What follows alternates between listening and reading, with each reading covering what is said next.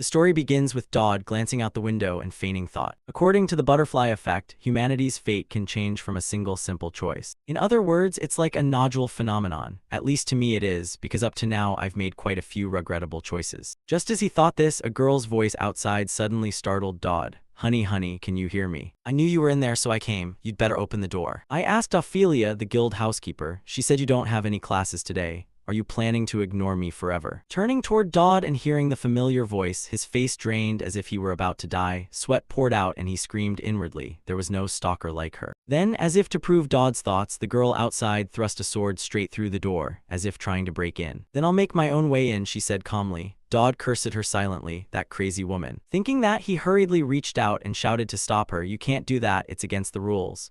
The student council president is the one who administers punishment for rule breakers.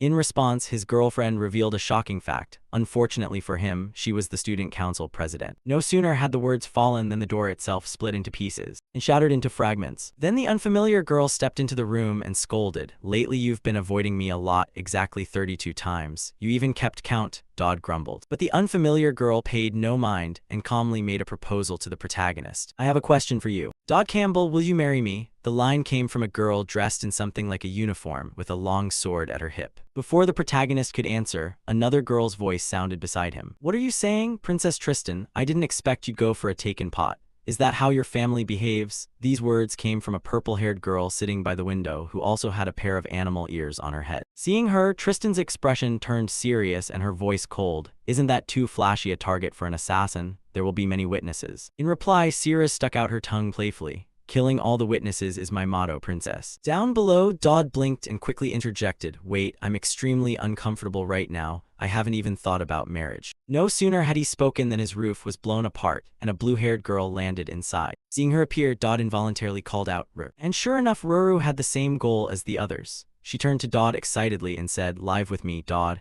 The wedding preparations are done, only you're missing. Hearing this, a black-haired girl suddenly appeared with a murderous glare and swung a chain at Ruru. How rude. What do you usually do to let half-baked women surround you like this? As your fiancé, I won't let this pass. No sooner had she spoken than a red-haired girl rode in on her flaming broom. Can you all shut up? The jealous women, Dodd Campbell is mine. And so all the girls glared at one another with burning eyes. They all knew the other wouldn't let Dodd go easily. Without a moment's hesitation, they all charged at each other at once and Dodd was caught in the middle of the chaos. He could only scream in despair. Why are you all babbling to each other on your own? So how did this all happen? Let's see. It was the survival game that put me in this situation. It's called Savior Rising, or Sorry for short, a fresh academy story aimed at spirited youth. It has a bit of a Precious World vibe, but the characters are familiar and stable. When I cleared the game and saw the ending, I found it quite fun and a little rewarding. But the next day I was sucked into the game. Sound plausible, right? Hey, it's not like I cursed the game and some divine developer targeted me, right? I wasn't even attached to the protagonist. Anyway, I ended up inhabiting the character Dodd Campbell. He doesn't have any power at all and is merely the heir of an obscure viscount. He's just a third-rate background character in that world. Agriculture is the main economy of the Campbell Viscountcy. Also, there are no dungeons there like the ones scattered across the empire. It's barely mentioned in Sari's main storyline. So the news that a Viscount's son was entering the Royal Academy became a sensational story. On the day Dodd was about to depart for the academy, his father and all the people of the Viscountcy came to send him off with unimaginable joy. His father couldn't hold back his emotion. Finally, you're leaving. Dodd, you are the pride of our Viscountcy. Take care and don't cause trouble. Alphonte gathers the descendants of every noble in the empire. The best thing you, a Viscount's son, can do is not attract attention, understand? His father's overly thorough reminder made Dodd give an awkward laugh. Haha, I told you I understand. Then he checked his status panel.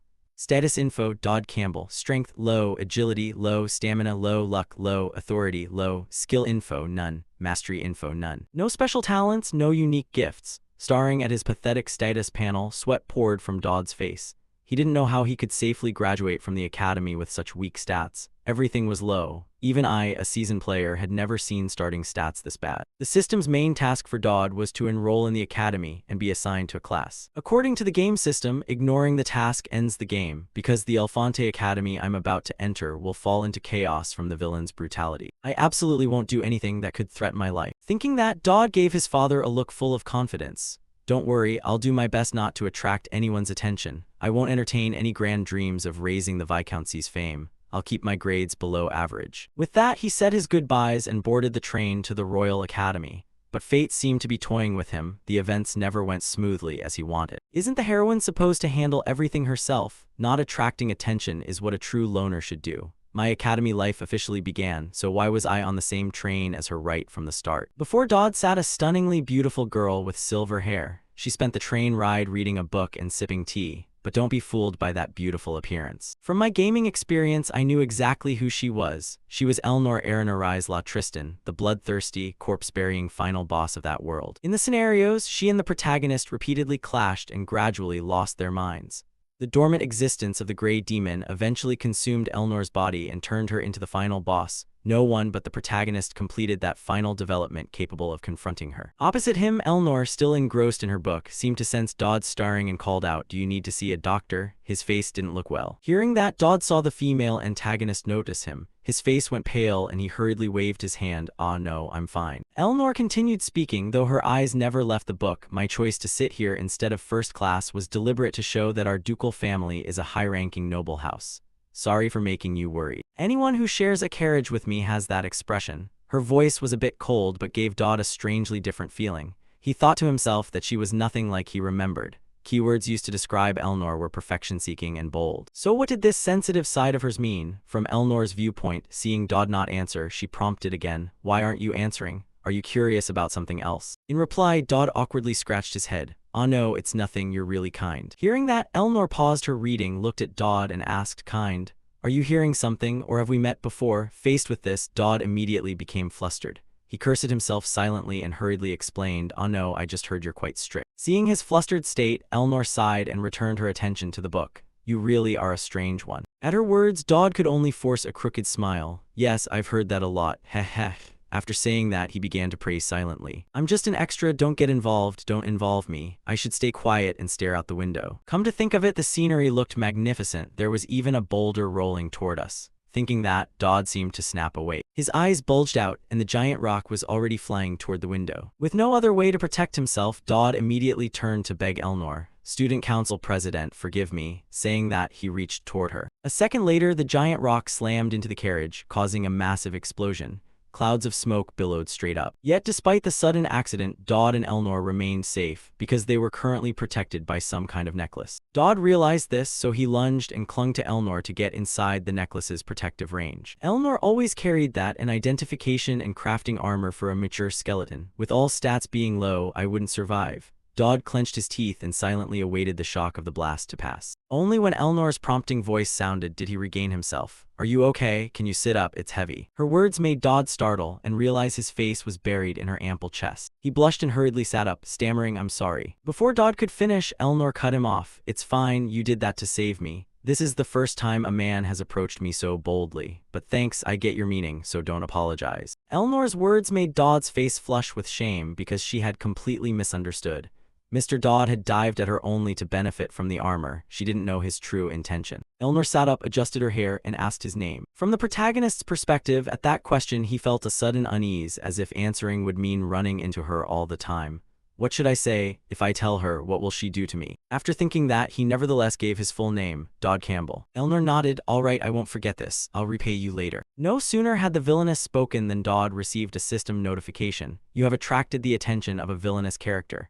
Conditions for receiving a special gift have been met. You have acquired the skills Desperate Survival and Lethal Charm." Seeing that message, Dodd's face went completely dumbfounded. Time passed quickly, and now a team of medics had arrived at the site of the train accident to treat the injured. Was it because this train came from Alphonte? Thanks to special security measures, casualties were few. Those who had been checked were now able to go. Next, Dodd sat back in the carriage to continue his journey. While traveling, he took the chance to check the system notifications about the special gifts.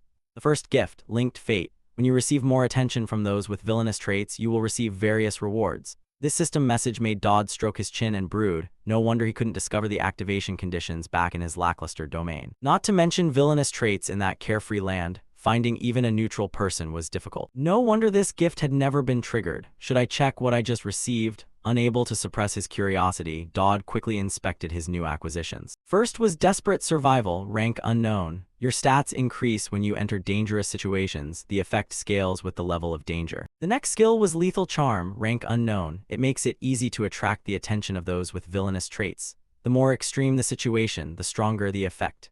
Dodd felt conflicted about the two, relieved and worried. Desperate survival would surely be useful in combat and help him survive. But on the other hand, lethal charm, could I really have something like that? Villainous traits. Villainous characters in the game included a warrior crazed by battle, a berserk sword god, one who cleaved anyone daring to enter a 3-step radius. A bloodthirsty assassin would kill anyone for the right price. A mage prodigy who had lost all sense of the world. They were all just troublemakers, but now whatever right. What mattered was that I got a skill to help me survive. Strangely, the skill ranks were recorded as unknown. Even as an SR-ranked veteran, I had never seen that before. What could it mean? Across from him, the doctor, seeing Dodd's face flicker with emotion, asked with concern, "Hey, are you all right? Should I do another psychological evaluation?" "Ah, no, I'm fine," Dodd replied hastily. Time passed quickly like that. The carriage had brought Dodd straight to Elfonte Academy. Cut to a large plaza inside the academy. At this moment, a professor's voice rang out as the freshmen gathered. "Although the unfortunate incident occurred, I thank you all for arriving safely.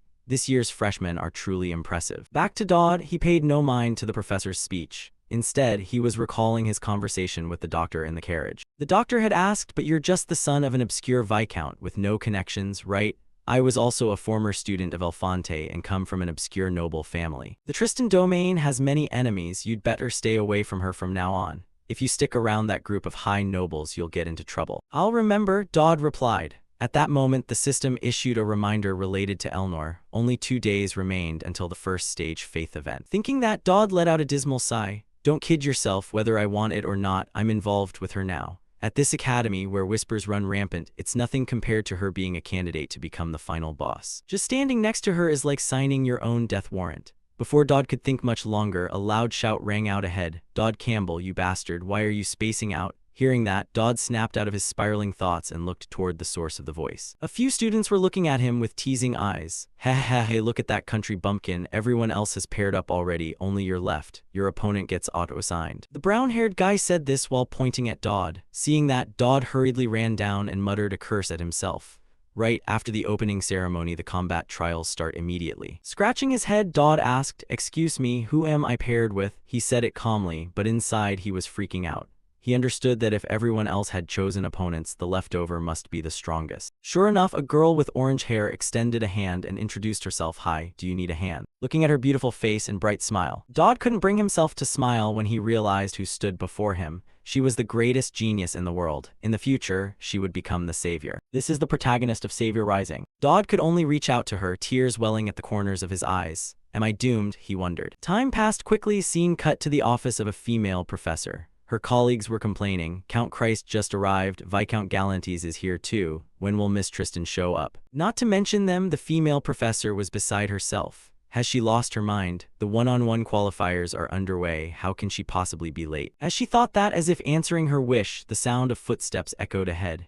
Everyone turned to the noise and saw Elnor's figure, covered in blood, strolling forward. Her appearance startled everyone. The professor immediately demanded, "I have a lot to ask you. Where the hell have you been?" Elnor replied that she had been busy dealing with something, but just looking at her made it clear that something was no small matter. The professor sighed and signaled to her colleagues, "Sorry, but she and I have some matters to settle first." Once everyone else left the room, the professor asked, "Did anyone die?" "Not many, maybe around a dozen." Elnor shrugged and explained they were there to carry out a botched assassination.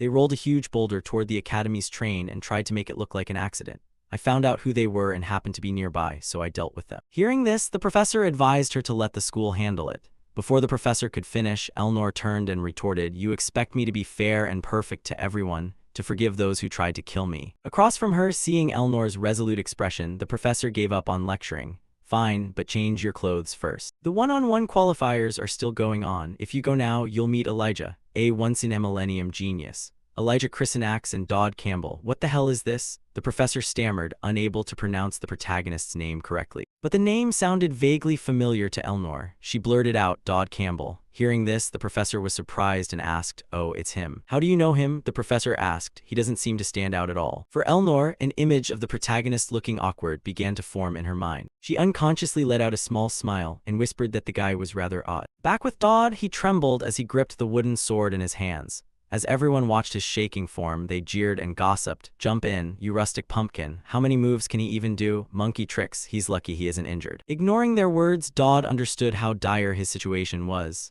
His stats were terrible. If he took a hit from her, he might be done for. So this might actually work to my advantage. It's definitely a dangerous situation, right? I have nothing left to lose. I'm sure the villains I'll face are among these people. If I don't die, at least I can draw their attention with my information edge and these boosted stats. Maybe I'll survive, Dodd thought to himself. Meanwhile, across from him, Elijah saw the protagonist's tense, sweating face and anxiously said, "Hey, be honest with me, you're actually really weak, aren't you?" "I was right. I was about to beat you senseless earlier, but if that's the case, never mind." Hearing this from the swordswoman, Dodd curiously asked, "Beat me senseless? Me, why would you do that?" Elijah's slightly annoyed face answered, "You're the one who came with that girl Elnor, right? I hate her. Not just her, I hate the Tristan family. They're all demons." Back in Dodd's viewpoint, he now understood everything. She actually said that she's bold. Although she couldn't articulate it, the story implied she opposed the Tristan family on many issues. I get it, because of the family scandals. Thinking that, Dodd explained, "I was just in the same place as her." Facing Elijah, she wouldn't accept the explanation.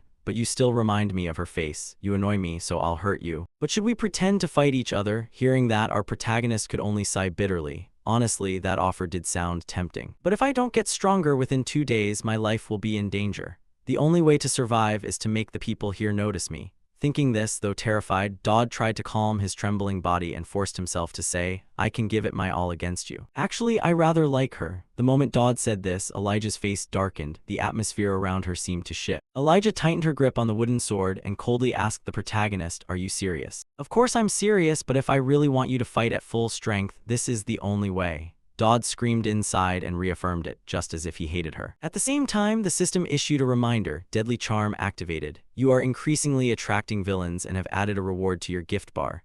Back to Elijah. Upon hearing Dodd, she decided not to hold back. "Is that so? Then I won't feel remorseful." Saying that, she pushed off with both legs and lunged forward like an arrow through the wind, bringing her sword down in a blinding swing. At that speed, her attack immediately cleaved Dodd's wooden sword in two. Luckily, he had kept his eyes wide to watch Elijah's movement, so he was able to jerk his head back and narrowly dodge. Although Dodd still couldn't hide the panic on his face. His evasion surprised Elijah a little. "Oh, you dodged that, so you're not exactly weak after all. Then I'll go a bit harder." Saying that, the swordswoman Elijah took up an attacking stance again. This time, she was obviously more serious. Just looking at the way she held her sword made Dodd's hair stand on end. A string of glaring red system alerts kept warning Dodd that he was in a dangerous situation. Danger, not life-threatening. Activate desperate plea for survival notification just appeared, and Dodd felt an invisible surge of power well up inside him. Then, as a natural reflex, he unconsciously thrust a punch straight forward, and it happened to hit Elijah in the face. The result was a punch rated rank X, the highest rank. Elijah's body flew backward like a cannonball, and slammed into the wall, the impact causing a massive explosion. This left Dodd and all the other freshmen staring in wide-eyed shock. Dodd Campbell, whose stats were all at rock bottom on his first day at Elefante Academy, had just defeated the protagonist of this world. As a consequence, the Academy's professors immediately called an emergency meeting. In the meeting, a green-haired professor spoke up. "The first possibility is that this brat Dodd is hiding his cards." At that, a teasing voice rang out. He changed his tune about him quickly.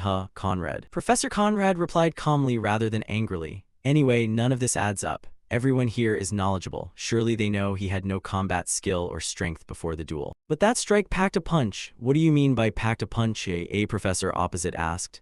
Conrad fell silent for 2 seconds and then elaborated. "I mean not only Elijah Christinax, no one could have come out unscathed from that blow. First, I estimate the chance he defeated future warrior Elijah Christinax is 0. But by some banned substance or tool, by some method, he temporarily increased his strength. The remaining possibility is that he truly is a prodigy." His words rendered the other professors in the meeting silent, unable to reply. After a dozen or so seconds, a beautiful blue-haired female professor adjusted her glasses and shook her head. "But his victory is really hard to accept. Kendrid, the border marquis and Elijah's patron, won't sit idly by. But if we ignore a student with such great potential, it would be a huge loss for our academy. Soon we'll know whether he's a fraud or not, so let's wait and see what comes to light." Her remark made the green-haired Conrad frown in confusion and ask what she meant.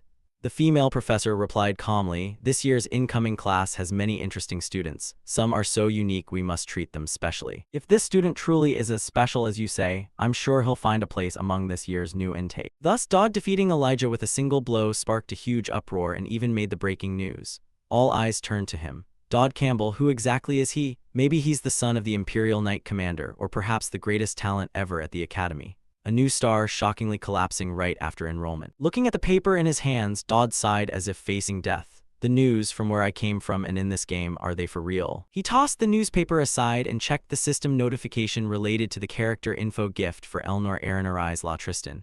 Trust level 1 rose to trust level 2. Reward available, character event D1 from Baron Lupin, curiosity level 1, plus 50 points. Baron interest level 3, plus 140 points. Reading these notifications, Dodd quickly pieced a few things together. So curiosity rises to liking, then to trust, and I can spend the points in the point shop. The most curious person is Elnor, but why the final boss, someone who shouldn't be interested in me, is this intrigue? Despite his protests, Dodd immediately claimed the reward. Receiving Elnor's gift granted him the Tristan clan swordsmanship trait. The unexpectedly good reward made Dodd's eyes widen. A clan famous for swordsmanship, let's see, their clan is tied to demons, but screw it. After that, he noticed Elijah now had curiosity level 4 about him. However, he couldn't claim a reward yet. Why am I here with them? Rewards are only for villains who have a positive interest in you. She's not a villain and doesn't have a positive interest in me. Just as he thought that and hadn't had time to study it further, a knock on the door from outside made him startle and turn around. Next, a familiar voice called out, "Is this Dodd Campbell's room?" "It's me, Elijah Christenax, can I come in?" Back in Dodd's view, he had sworn not to get involved with main characters or antagonists. So when this heroine approached, his face went pale. He bit his lips and wondered why she was here. Would she leave if he didn't answer? Outside, as if reading his thoughts, Elijah said, "Hey, I know you're in there. If you don't answer, I'll break this door down." Her threat made Dodd shout back, "Are you crazy?" Outside, hearing Dodd reply, Elijah softened her voice. "You're in there. Can you open the door?" "I have something to tell you." "What is it?" Dodd stammered. "Oh, just things so we can get to know each other better," Elijah answered. Time passed quickly. Elijah the swordswoman paced the corridor, then sighed and muttered. He should have agreed. Why get so tense? What's his problem? "I don't know how to make friends with boys." The thought made Elijah a little frustrated. And while not paying attention, she seemed to bump into someone, causing the food bag the other person held to fall to the ground. "Oh, you should watch where you're going," the person opposite scolded, and Elijah hurriedly helped pick up the food bag. But when she looked up and realized she had bumped into Elnor, Elijah froze. An image formed in her mind of a blonde-haired boy standing on a sea of flames, telling her to run. Looking at Elnor, Elijah began trembling uncontrollably. Her hand gripping the food bag tightened until the veins stood out. "I'm fine," Elijah replied hesitantly, and loosened her grip on the sword's hilt. "I grabbed the sword out of instinct." Elijah worriedly watched Elnor, wondering silently whether she could defeat her in her current state. "Elnor Tristan, she must have seen my hand, right? But why hasn't she thought to respond to it? Does that imply she doesn't even need to react to me anymore?" Across from her, Elnor indeed paid no mind. Instead, she reached forward and demanded, "Give it back, hand it over." In response, Elijah's trembling hand returned the food bag to Elnor while wondering inwardly, Dodd, how could he be connected to this girl? After returning the item, the two of them brushed past each other. As they walked, Elijah said the right corridor leads to Dodd Campbell's room. Hearing this, Elnor stopped and called out, "Wait a moment." Hearing the question, Elijah looked slightly surprised and casually said, "I've been with him this whole time." "Why?" Elnor's face darkened at Elijah's answer as she asked, "For what reason?" Elnor's attitude shifted so quickly that Elijah was a bit puzzled. Why was she so hostile? Elijah scratched her head and said, "Just to make friends. Among the new students, I just want to make friends." Before the swordswoman could say another word, Elnor glared at her and warned coldly, "New students are forbidden from socializing with the opposite sex." "Forbidden?" Elijah asked in confusion. Before she could finish, a red gleam appeared in Elnor's eyes as she said, "I've just established one of those. So from now on, you must not set foot near his room." Elnor's uncompromising words made Elijah smell something suspicious. "Excuse me, but what is your relationship with him?" the council president asked. Elnor turned away nonchalantly and added, "He's nothing to me. Still, remember what I just told you." Back in her thoughts, Elijah grew more suspicious the more Elnor spoke. There's something between those two, though it's just for gathering information. I should still keep befriending him. Time passed quickly, cutting to some massive building. Today, countless freshmen had gathered because it was the day of Alfonte Academy's class cooperation exam. This test is designed to thoroughly analyze every aspect of students. Pupils are divided into teams after one-on-one matches, and because I defeated that warrior candidate, I was placed into the highest level group. Everyone looked incredibly proud, except for me. I felt worried. The biggest problem is that girl. I rejected her yesterday, and now she's on my team. That's painful. Thinking that, Dodd spat and glanced at the system screen beside him. Elijah's curiosity level toward him had reached 5, but he still couldn't claim the reward. Near an interest level change for an important character, a special event will trigger when the interest state shifts. Seeing that, the protagonist could only force a goofy smile. Haha, she increased her interest in me again. What's going on? Thinking back to the letter and food last night, does that mean someone is watching me? Why is all this happening to me? But whatever, focus on the exam. Maybe not too much will happen this time. After all, it's part of the main art. At the front of the group, Student Council President Elnor crossed her arms and announced, "Hello everyone, I'm Elnor. I am in charge of this exam." Her appearance startled the protagonist. What? No way, it's a coincidence. Elnor's event is indeed today, but is she really in charge of us? It would be stranger if nothing happened during the exam. As for why Elnor was assigned to supervise Dodd's group, the strongest group, that was also because of Dodd. In the professors' meeting the previous day, they agreed that if Dodd truly was a talent capable of subduing the warrior candidate, they eagerly wanted to see his performance in the class cooperation exam. Let the student council president proctor the exam as a precaution. Back in the present, the swordswoman Elnor turned and reminded them, first, move to the testing area, we'll receive the questions there. With that, the group filed into the testing building one after another. But not long after they started, the hallway suddenly went pitch black. "Wow, this place looks cool," someone exclaimed as the lights had just gone out. Seeing this, the swordswoman Elijah involuntarily turned to Elnor beside her. She said she would receive the questions after we arrived here, right? So is this also part of the test? Hearing the question, Elnor only fell silent, scanning the surroundings without saying a word. As for Dodd, he was the clearest about the current situation. The system had just sent him a notification. The Elnor event was now active. Event: the next assassination, surviving assassins are still targeting her. Protect this target. Reading the notice, Dodd could only sigh gloomily. This is a trap, not a test anymore. Up ahead, a few students nervously told each other they'd handle it, not to worry, and that they should move on. Who knows what could happen here? Back with Dodd, he glanced around and realized something. Wait, looking again, these people are all members of the protagonist's party. If I remember the plot correctly, this is where they first met. So the people in this room are quite important to the story. Thinking that, a spark lit in Dodd's mind. He immediately pointed at the map carved on the wall and voiced his thought. I think heading to the central hall would be best. There should be equipment and supplies there. More importantly, it's a spacious area where defending against ambushes would be far easier than in these narrow corridors. You must have felt it too. President and Elijah were not the only ones here, and I'm going over there. As he spoke, Dodd pointed in a different direction. This made Elijah curious, and she asked, why? Because it's necessary, Dodd answered. Elijah still didn't fully understand his intent and reminded him, why that way? That route is completely away from the central hall. Dodd replied with a very serious face. I can't say, but this is very important. I'll explain clearly later. Yes, very important. I wasn't lying to them. What's more important than saving my own skin, right? With that, though the others didn't grasp the protagonist's true intentions. The group quickly split up. Elnor's team moved to the main hall, while Dodd took a completely different route. In the quiet corridor, Dodd exhaled softly. This has to work. It seemed that defeating Elijah had made his words more believable. I just need to hide until the event ends. After all, the assassination target this time is Elnor, so they definitely won't pay attention to me. I'll just find a corner and sit quietly until it's over. That was what Dodd thought, but if things always went his way, it wouldn't be fun. Suddenly a voice sounded behind him.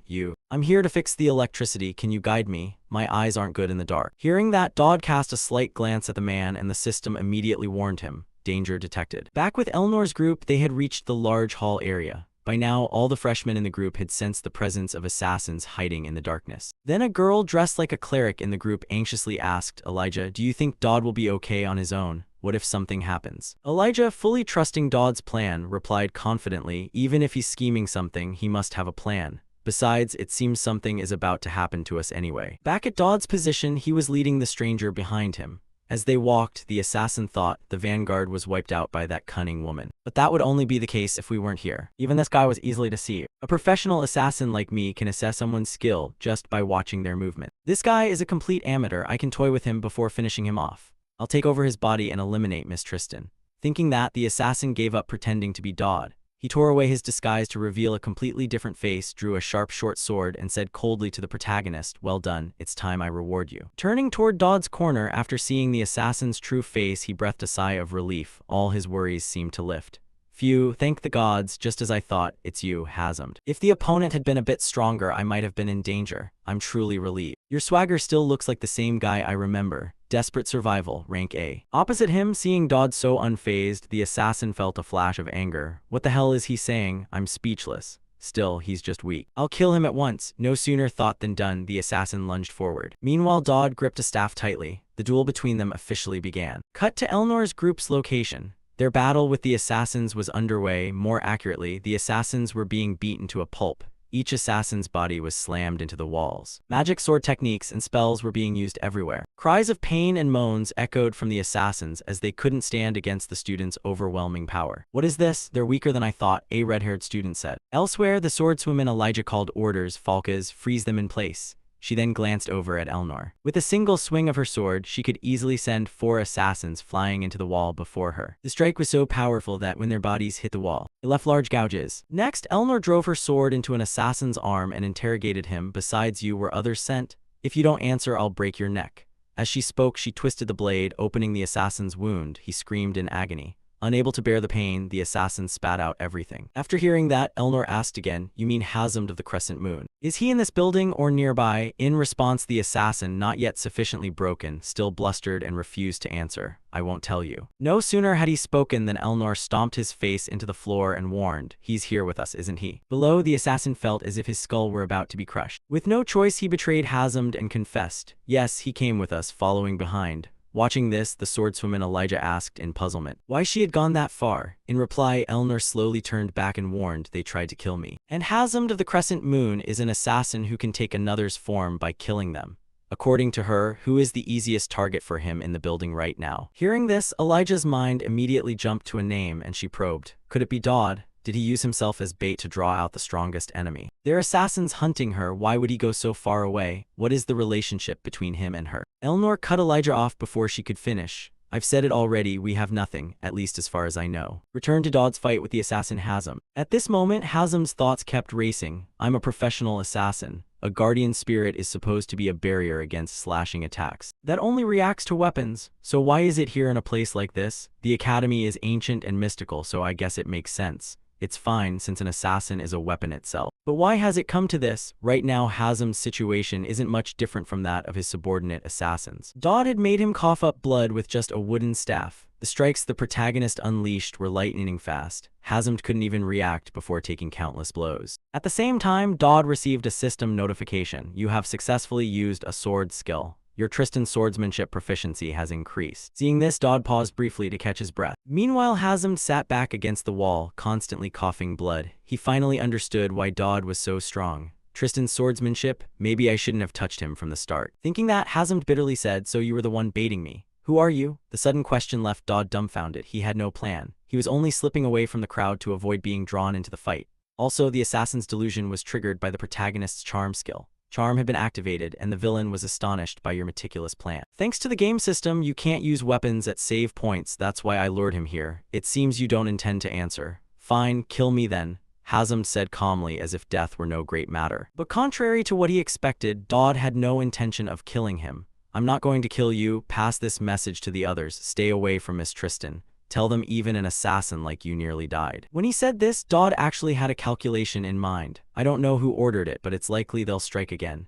If that happens, the chance of Elnor's gray demon being unleashed will increase, so try to prevent that possibility from the start." Across from him, Dodd's request made Hazard smirk mockingly. "And if I come back after this, then what?" Dodd replied in a very serious tone. "Then try me, because next time I'll protect her again." Hearing that, Hazard frowned and asked, "Is Miss Tristan really that important to you?" "Let's assume so," Dodd answered. Immediately after, a series of system notifications arrived. Willpower charm activated. The villain's favorability skyrocketed exponentially. Seeing the alert and sensing something, Dodd hurriedly turned around. Sure enough, the swordswoman Elnor was standing behind him and had heard everything. Time quickly passed to the next morning. Elnor's close friend was sprawled over a desk, exhausted, buried under a mountain of paperwork. "It's chaos. I understand why the Prime Minister lost it, but why immediately pursue and arrest the mastermind? I have a mountain of work here. The Academy's internal affairs are a mess, but based on the timeline of the assassination attempt, it's been confirmed there's a spy. Elnor, I know political schemes against you are common, but since this is the second assassination plot, it's clear they're determined. But this event is different. Whoever is behind it will certainly strike again. And those around her have all been commended. Despite that, everyone was knocked out without injury. The problem is Dodd Campbell. He's the only one not recorded as commended. There's no reason for him not to be, and I don't know why. It's as if he's deliberately avoiding the Academy's attention." In response, Elnor answered with a vacant look. "I don't know." Her offhand reply annoyed her friend, who warned, "If you say, 'I don't know' again, I'll hit you.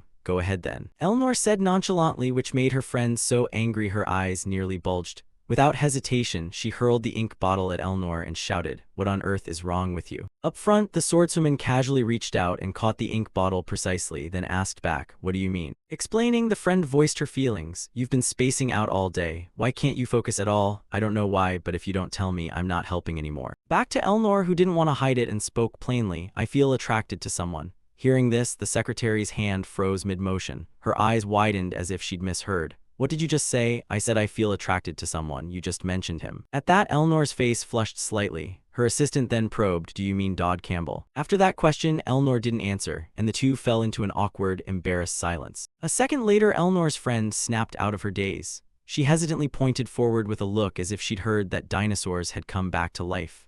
No, wait, you like that rustic fellow? I didn't say I like him, Eleanor clarified. But her friend didn't believe it for a moment.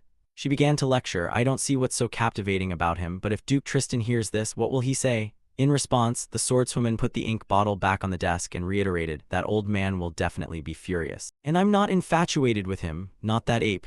The assistant muttered under her breath, scratched her head, and added, oh well. Anyway, he treats you well, right? Normally you'd be suspicious. As a Tristan heiress, you should be more cautious. Eleanor nodded in agreement. That's true, but I just want to test him. I only need to observe him closely. As she said it, she stared at Dodd's photo on the desk. Back with the protagonist, he lay on his bed, staring blankly at the notice in his hand, baffled. The paper read, regrettably, Dodd Campbell, we cannot currently determine your class affiliation. The research team is conducting a project to produce the optimal result. You may expect good news in the future. Reading that, our protagonist could only complain to the heavens. Expect what? Just toss me into some old class and forget me. But if I follow the rules, shouldn't I be placed in a special class like Elijah's team? Why are they leaving me out like this? Thinking it over, Dodd sat up and checked the system notification. Main Quest 1 completed. Information updated. Main Quest, resolve the incident at the freshman welcome ceremony. D3, reward, exclusive equipment material. The next system quest made Dodd reflect. He slowly recalled memories related to the event. The freshman welcome determines a character's class, marksman, warrior, mage, cleric, and so on. Your specialized class is decided by what you focus on. Just as Elijah uses a sword, I'll build my character around strength. Accordingly, I'll obtain exclusive equipment materials compatible with that. At that, Dodd tapped the screen. The system interface switched to information on Eleanor and Elijah. Eleanor's trust in Dodd rose from level 2 to level 5, temporarily increasing affection. A special reward is available. She's a standout character. When affection shifts to love, a special event triggers. 3 days remain until the meetup event. For Elijah, her interest in Dodd reached level 5, nearly shifting to affection. She's also a standout character. When affection shifts to love, a special event triggers. 3 days remain until the meetup event. Seeing the key character's interest in him rising in the game, Dodd could only groan and rub his face. The only problem is that the protagonist's final boss and the main quest events happening simultaneously mean something big is definitely about to go down. Next, as if to soothe Dodd's fragile spirit, the system granted him Eleanor's reward gift. You have obtained the copy skill. You can copy a target's skill. At that, all of Dodd's frustration vanished. His eyes popped wide like a cow's as if he might have misread it. Oh my god, what's this? Copy a skill? It's insane. I can copy the final boss's skill. Yeah, but using this now would be a huge waste. Even though Eleanor is currently at the top of the Academy's food chain like Elijah as a lead, Eleanor is a final boss with growth potential. She'll get more broken skills later, so there's no reason to use the copy skill right now. For now, I'll prepare for the event in 3 days. Luckily, I already know some things that will help survival. Thinking that, Dodd's eyes lit up. Time quickly passed to evening. Scene changes to the old equipment warehouse. Dodd was now wearing a black outfit and a half-face mask. He was using a low-tier agility potion, a low-tier shadow mask for increased agility, and low-tier silent step boots. All of these items came from the point shop. Feeling his body grow light and nimble, he nodded in satisfaction. Being able to use the point shop really is great. After bypassing the security measures, he finally reached what players call the nation's treasure farming spot. With that thought, he slowly approached the warehouse and immediately climbed the wall and jumped inside. At the same time, he used a stamina recovery biscuit that restored stamina faster than ever. It sounds like an ad, but the effect is real. Now it's time to rummage. Dodd whispered to himself and quickly dove into searching through the piled-up old gear before him. While eating the biscuit, he carefully inspected each item. I found everything else but not the most important thing. Thinking that, he gently pulled out a box and immediately found what he needed. What he was looking for was a golden censer. There it was, the pinnacle of divine artifacts, a censer housing ancient power thousands of years old. Nice, finally I have everything I need. With that, Dodd hurriedly reached to pull the censer out of the pile. However, things never go as smoothly as he thought. Although small, the censer was keeping the structure of the stacked junk stable. As soon as Dodd pulled the censer out, that stability was lost and the stack began to wobble. And of course, what had to happen did. 1 second later, the entire heap of old items collapsed down, sending up a cloud of dust throughout the warehouse. And by some chance, when the dust cleared, Dodd realized he was holding a beautiful girl with glossy black hair. But our protagonist had no time to admire her beauty. He recognized who she was. She was Yuria Greyhaunter, the Chapter 2 boss, nicknamed the Cursed Sword Goddess. What he just picked up belonged to her, so she frequented this place. Thinking that, Dodd began to sweat nervously. Then Yuria's body flashed, and she immediately sprang out of the protagonist's arms. At the same time, Dodd received several glaring red notifications. Dangerous situation detected, life-threatening, desperate plea activation at S rank.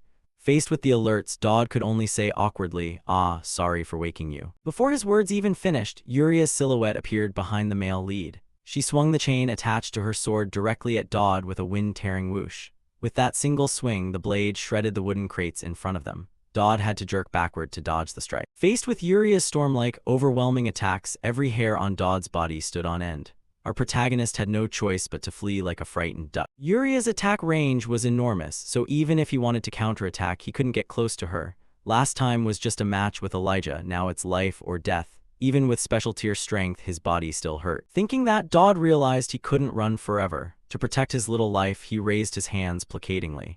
It's a misunderstanding, I didn't mean anything, please. Opposite him, Yuria seemed not to hear his words at all. She continued swinging the chained blade like a machine, the sword beginning to gouge the ground into unrecognizable furrows. Meanwhile, Dodd kept dancing with death, narrowly dodging the blade again and again. But no matter how he evaded, everything has limits. Gradually, Yuria cornered Dodd. Then the swordswoman hurled the blade forward with a wind-tearing speed. But for some reason, just before the sword stabbed straight into Dodd's face, it suddenly stopped midair and could advance no further. With no choice, Yuria had to yank the sword back toward her. In fact, Dodd had predicted this. He knew what to do to avoid being sliced apart. It was all due to a curse Yuria bore. Within a 3.5-step radius, any enemy would be killed, but conversely she could not take another step, such was the curse's mechanism. Yuria pointed her sword at Dodd and whispered, "Would you mind taking one step forward?" Dodd, of course, immediately understood what she meant and refused at once. "Why, so you can slash me?" "Exactly," Yuria admitted matter-of-factly. Dodd looked at the swordswoman's resolute face and nearly wet himself. Was there no way to escape? As he thought that, a strange noise came from Yuria's stomach. Gurgle, gurgle, she immediately blushed with embarrassment. But that gave our protagonist a way out. Wait, this is her area where she isolates herself from others. Even teachers rarely come here. Realizing that, Dodd tried a probe. "Hey, do you want a biscuit?" He then took out his stack of stamina recovery biscuits to tempt her. But Yuria was sharp, a bit irritated. She said, "I won't fall for a trap. Are you trying to lure me with food?" Dodd didn't waste words and immediately tossed a biscuit forward, and Yuria's body automatically opened her mouth to catch it like a little puppy. Seeing her own action, Yuria blushed and stammered. That was a mistake just now, returning to Dodd. Her behavior didn't surprise him in the least. Anyone would be hungry in that state. You can't reason with someone who's starving. After filling the swordswoman's stomach, Dodd finally breathed a sigh of relief. Phew, I was nearly done for. Behind him, Yuria asked between bites, "But anyway, who are you? Why are you here?" Our protagonist, of course, couldn't say he came to steal, so his big brain scrambled to come up with a cover. "A friend asked me to look after you. Someone I know asked me to take care of you." "Someone you know?" Yuria said, eyes full of curiosity, waiting for Dodd's answer. Meanwhile, Dodd had a bit of a plan, saying that might be useful later. There's no way I'd run into Yuria this early in the game. With that thought, he continued his performance. "Oh right, don't worry, your sister is doing well in the Holy Nation. The Emperor won't pay attention to the two of you for a while, but you already know that. For now you must lay low, I'll return later." Saying that, a memory about the swordswoman's background flashed through his mind. Yuria originally came from the Holy Nation. She fled to Alphonte because of the Holy Emperor. Yuria's sword is notorious as an evil relic, so as its vessel she must bear the 3-step curse. So it's better to tell her about the only relative she has left. She might endure a lot just for that small hope. With that, Dodd luckily took the sensor and left the warehouse safely. Time quickly passed to the next day, when the new students were assembled on some cliff. Before the group, a very pretty blonde professor smiled and said to them, "That is the school, that's the training hall, and that's the magic building. Can everyone see clearly? You all must choose your major and minor at the newcomer ceremony in a few days. Knight, mage, production engineer, and priest, you're all familiar with those, right?" Below, one student raised a question. "Do the tribes study together with the Holy Nation?" In response, the teacher nodded and explained, "Yes, that's correct. The same subjects are taught here for war and representation, so don't think you can transfer out. I'll explain more about majors." Dodd had already learned this information earlier, so he calmly stood with his arms crossed, thinking to himself, "This orientation provides more world info, and I can't skip it, otherwise everything I've prepared so far would be pointless." Then a brown-haired student asked a question Dodd was also curious about. "Headmistress Ophelia, that's the famous void region, right?" At that, everyone turned their eyes forward, where they saw an area shrouded in a sheet of red light. They all looked at Ophelia with curiosity. Not making them wait long, Ophelia nodded and explained, "Yes, but that place is forbidden. Entering it will be punished." As for Dodd, he quietly observed the area ahead. It is the voids left after the historic battle between heaven and hell. It's where God's messenger fought the warrior who received demonic power. Hundreds of years have passed, yet the clash of deathly and divine energies continues. This is the primary place where demons roam free. Therefore, the Holy Nation, the Tribal Alliance, and the Empire formed a golden triangle to watch over it, including Alphonte and other academies. Nearby, the burly red-haired guy eagerly raised his hand and said his intention. Headmistress Ophelia, can we get closer to observe? To his question, Ophelia agreed but warned them. Look, standing right at the edge of the Archangel's protective barrier is fine. We're safe while inside it. Hearing that, Dodd couldn't hide his joy. Good plan now is to go eat lunch and then return so I can do some things. The shield was made by the angel known to leave the mortal realm and the Archangel, whose power is even greater. Thanks to it, students can survive in this dangerous place.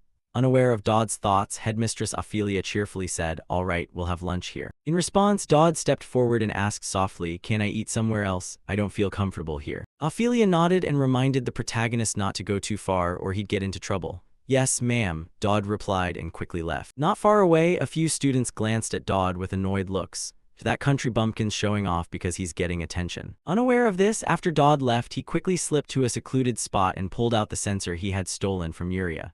He filled it with powder from a unicorn's horn, phoenix feathers, and a piece of coral, causing the censer to emit thin wisps of pale purple smoke. Dodd puffed at the censer to make it burn brighter. He thought to himself that this was the ultimate portable incense of achievements. He'd come all the way here to use it. It would let him reach things ordinary people wouldn't even dare dream of. Through Dodd's eyes, the rising purple smoke formed a swirling vortex in the air. And from inside that vortex, humanoid silhouettes slowly began to appear. They radiated such intense auras that Dodd couldn't help but shield his eyes. Then voices came from within the swirl. "Where are the allied forces? No, I told you to flatten everything. You just planted the drain and left. Ah, they say it was done by a boy named Jirian. Look over there, kid. Did you think digging it up would be enough?" Someone grumbled. "Hey, the ground's really hard," another replied, stomping his foot to drive the spade deeper.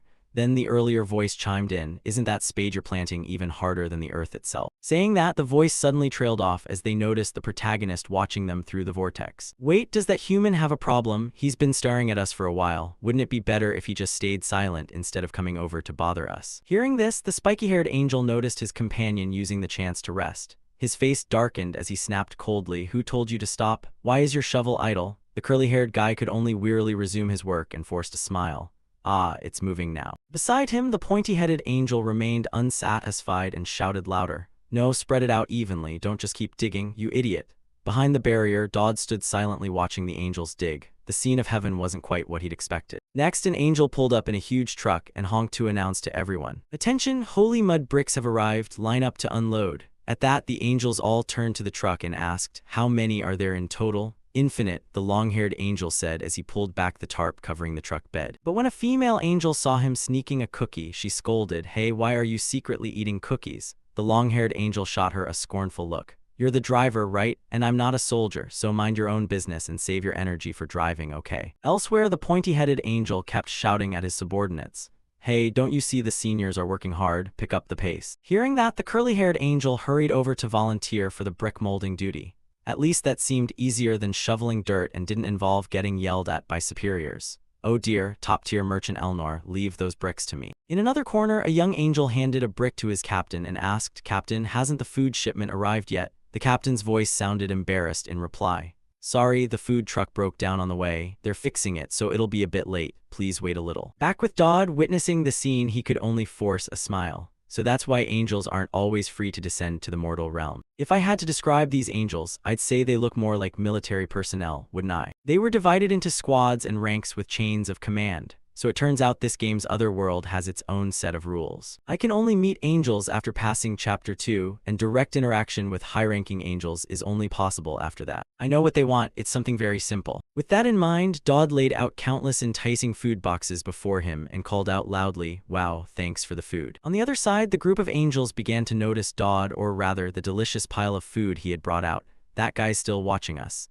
Hey, what's he holding? He's eating so heartily, can we beg him for a bite?" The curly-haired angel stammered the question, but the long-haired angel brushed him off. "You're not qualified to descend yet. What are you daydreaming about? Hurry up." Dodd knew the laboring angels must be starving, so he invited them. "Sir Angel, please eat well before doing heavy work. I'm afraid you might faint otherwise." Then Dodd's words seemed to trigger some rule of the world, and all the food before him was transported into the hands of the angels behind the gate. Seeing this, everyone brightened. Even the usually grumpy, pointy-headed angel cheerfully told the group, "This fellow, fine, take a 10-minute break, everyone." After inspecting the food, the angels' eyes lit up. "Just some rolls, their steak too, wow, a thoughtful human." Watching their delighted reactions, Dodd stroked his chin smugly.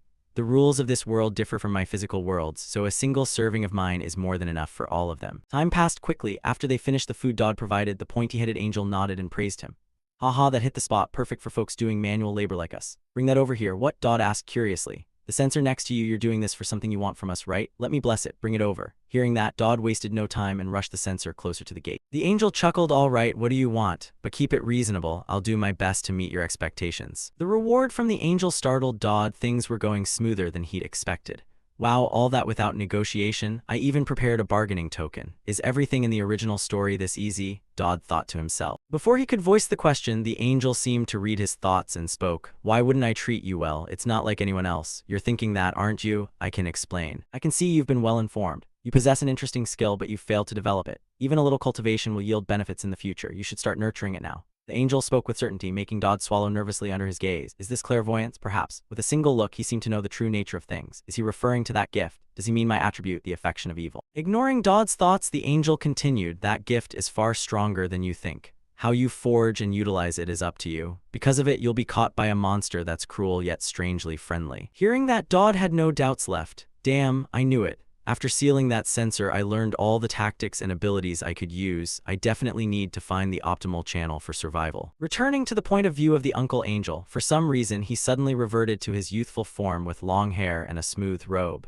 An ordinary human immediately fell into a state of fear. "But you seem awfully calm, huh? I see a magnificent man taking shape." "I suppose I no longer need to worry then? I've finished blessing you." "Ah yes, thank you." Dodd responded naively, since all he had seen was the uncle sit and speak for a while without displaying any power, yet the blessing was already complete. Nearby, another angel, seeing the uncle talking to Dodd, asked the sergeant, "Why are you telling a mere human things like that?" The Uncle Angel replied with a slightly annoyed look, "Have you finished moving those holy mud clods?" "Ah yes, I'm nearly done." The angel answered and hurried away toward Dodd. To be honest, Dodd still didn't fully understand the angel's cryptic words, cruel yet strangely friendly. What on earth does that mean? A magnificent man, is he overestimating me? Dodd wondered. Meanwhile, before vanishing, the Uncle Angel cheered him on. "Believe in yourself, even the smallest things I pass on to you." Immediately after that remark, the gate in front of Dodd was withdrawn. Back to Dodd, he stood stunned by those words. "I'm just trying not to die, that's all." Still, it was a warning from an angel, so he should consider it carefully. With that thought, he turned to inspect the sensor to see what had been blessed.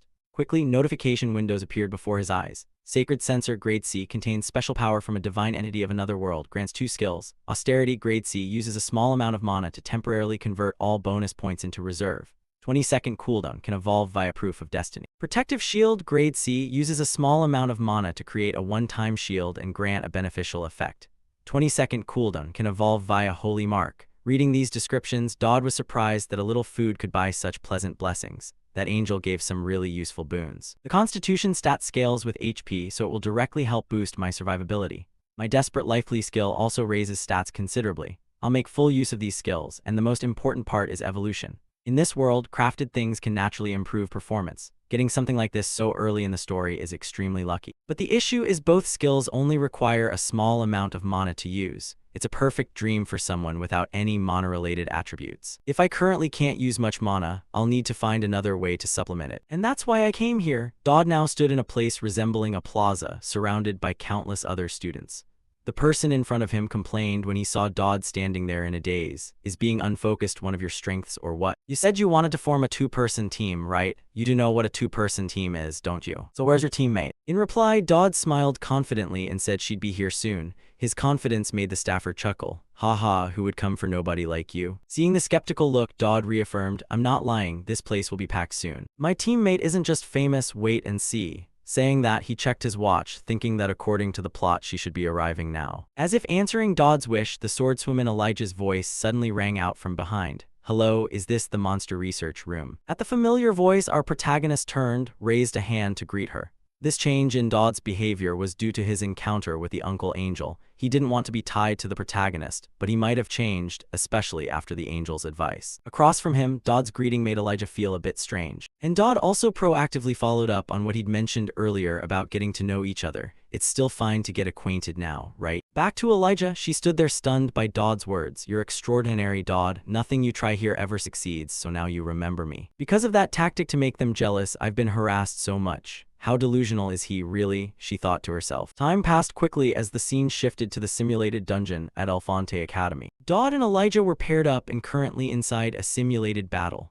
Seeing the red eyes flashing in the dark, the swordswoman Elijah grew concerned and asked the protagonist, Dodd, are you really sure about this? Hearing her, our protagonist from behind complained with a groggy expression, have a little faith. Didn't you want to be friends with me? Remember when we first met you wanted to beat me up? You do remember, even though I was the one who got hit. Elijah replied hesitantly. Then, as if sensing the monsters beginning to attack ahead, Dodd immediately issued orders. If you want to be friends, follow my lead.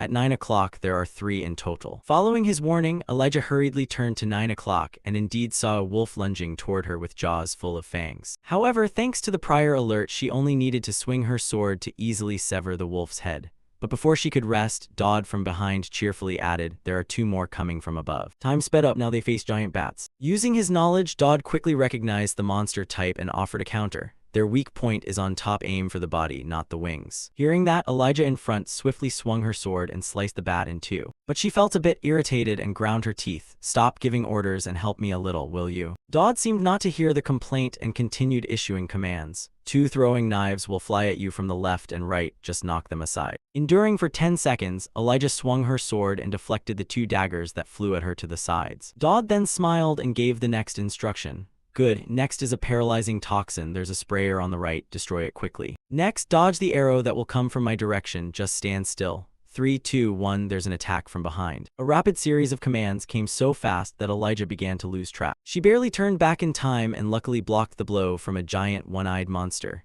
Its heavy strike pushed her small frame backward. Elijah felt furious that all the heavy lifting had fallen to her while Dodd from behind merely pointed and issued orders. Unable to contain her frustration, she shouted, if you know all that, shouldn't you do it instead? We'd level up faster if we worked together. In truth, Dodd did not want to help, he simply couldn't even if he wanted to. Look, I want to help too but can't. I'm a lousy character with F-rank stats across the board. To explain, in a simulated match there's no murderous intent, so the desperate survival skill can't activate. These are merely artificial entities executing pre-programmed actions. Because the desperate survival skill isn't omnipotent, I must quickly raise my stats. Dodd silently reminded himself while the swordswoman Elijah in front shouted to rally herself. Come on. Then she tightened her grip on the sword and charged at the protagonist with a somewhat fierce look. The action made the smile on Dodd's face freeze. Am I being too mean? But contrary to what he thought, Elijah was actually protecting him because a monster was sneaking up on Dodd from behind. Fortunately, Elijah reacted in time. With a single stroke, she easily severed the one-eyed creature's head, saving Dodd from a disaster. The sight left Dodd momentarily astonished. But immediately after, countless multicolored paper streamers shot out from both sides, accompanied by a congratulatory chime. Too fast, you've broken the record ahead. Hearing that, Elijah's eyes widened in disbelief and she asked, what's going on? I fought alone but broke the record. This is a 2-person stage, what on earth is happening? In response, the protagonist just smiled calmly. Was it luck? The next area will be a bit tougher, let's keep going. Good luck falling on your face. His nonchalant words stoked the fire of Elijah's fury. She ground her teeth, eyes glinting as if she wanted to eat Dodd alive. At the same time, in a special observation room, professors watched Dodd and Elijah's battle through some magical device. After watching their performance, a girl dressed as the head mage of the magic department, Purse, nodded and admitted, it seems we should allocate more budget for simulated battles next year. Do you think so? Conrad replied, gently placing a hand on some man's head and answering, probably. This is the department's design, right? More importantly, it seems I'm quite lucky the person I'm watching is performing it. Hearing this, Purse was a bit surprised. You mean that girl, the candidate for the next round? They're improving extremely fast, worth paying attention to. Conrad, knowing Purse had misunderstood, clarified, not the girl, him, Dodd Campbell. Upon hearing that, Purse glanced at Dodd with some distaste, criticizing that island rocket, isn't he just clinging to the warrior candidate? Conrad sighed nearby, realizing Purse knew nothing. This is the problem with pen-twirling mages like her. A warrior candidate can never break records alone. Any ordinary person would see the warrior candidate as stronger and the key figure in battle. But he is the true key, the teammate's position, the way he issues commands with perfect timing, the seamless support. Each of his actions displays terrifyingly accurate judgment, as if he'd been on battlefields thousands of times. Thinking this, Conrad couldn't help but suggest, "Hey Purse, let's make a bet." Scene shift to Dodd and Elijah. Suddenly they heard Conrad's voice over the speakers. "I am Conrad Balthador of the Knights Department. After observing you two, I've become interested. The head of the Magic Department and I have bet. Can you two break the record we set as freshmen? If you truly succeed, I'll grant you the right to make one request of Purse. But if you feel pressured by this, I won't force you. Your current record is already an astonishing achievement." The request was nearly impossible from the start. Dodd didn't need the professor to say more, he immediately accepted. "No problem, we can do it." Dodd's quick agreement left Elijah behind him stunned. Meanwhile, Professor Purse found Dodd a bit arrogant and criticized him. "Oh, look at him."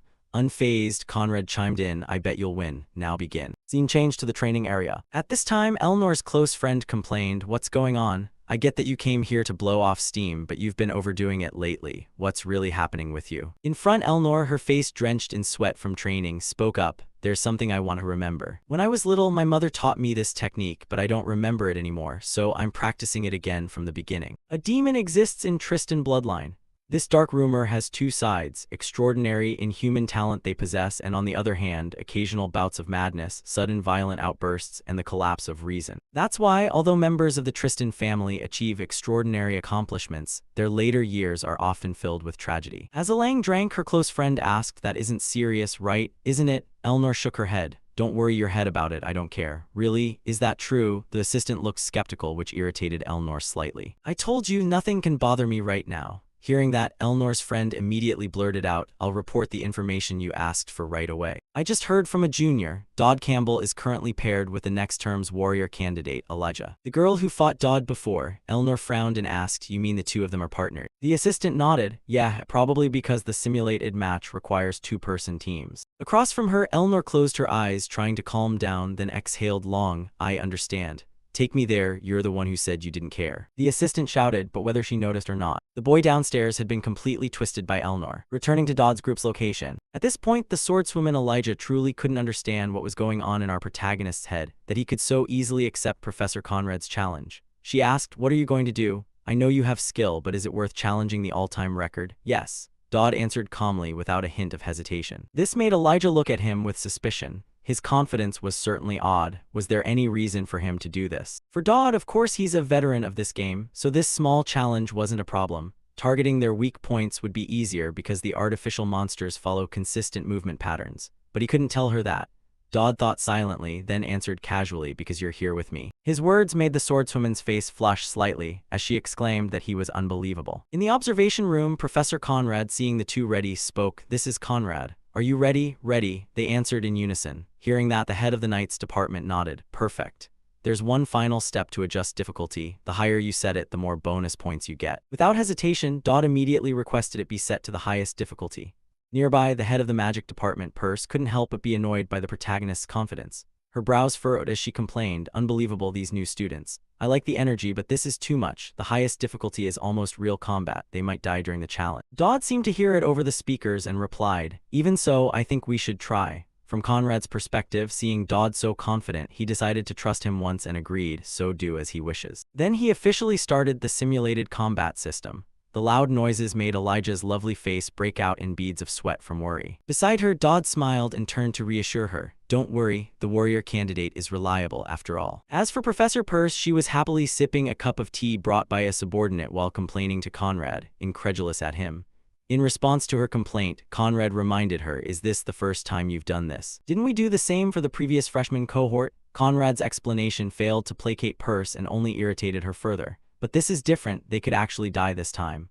Unlike her attitude, Conrad still trusted Dodd's group. "Just wait, Professor Purse, I'm sure he has a reason to be so confident. Even if things get dangerously out of hand, we can just intervene and rescue them, right?" "All right, slaughter mode activated, prove yourselves, new students."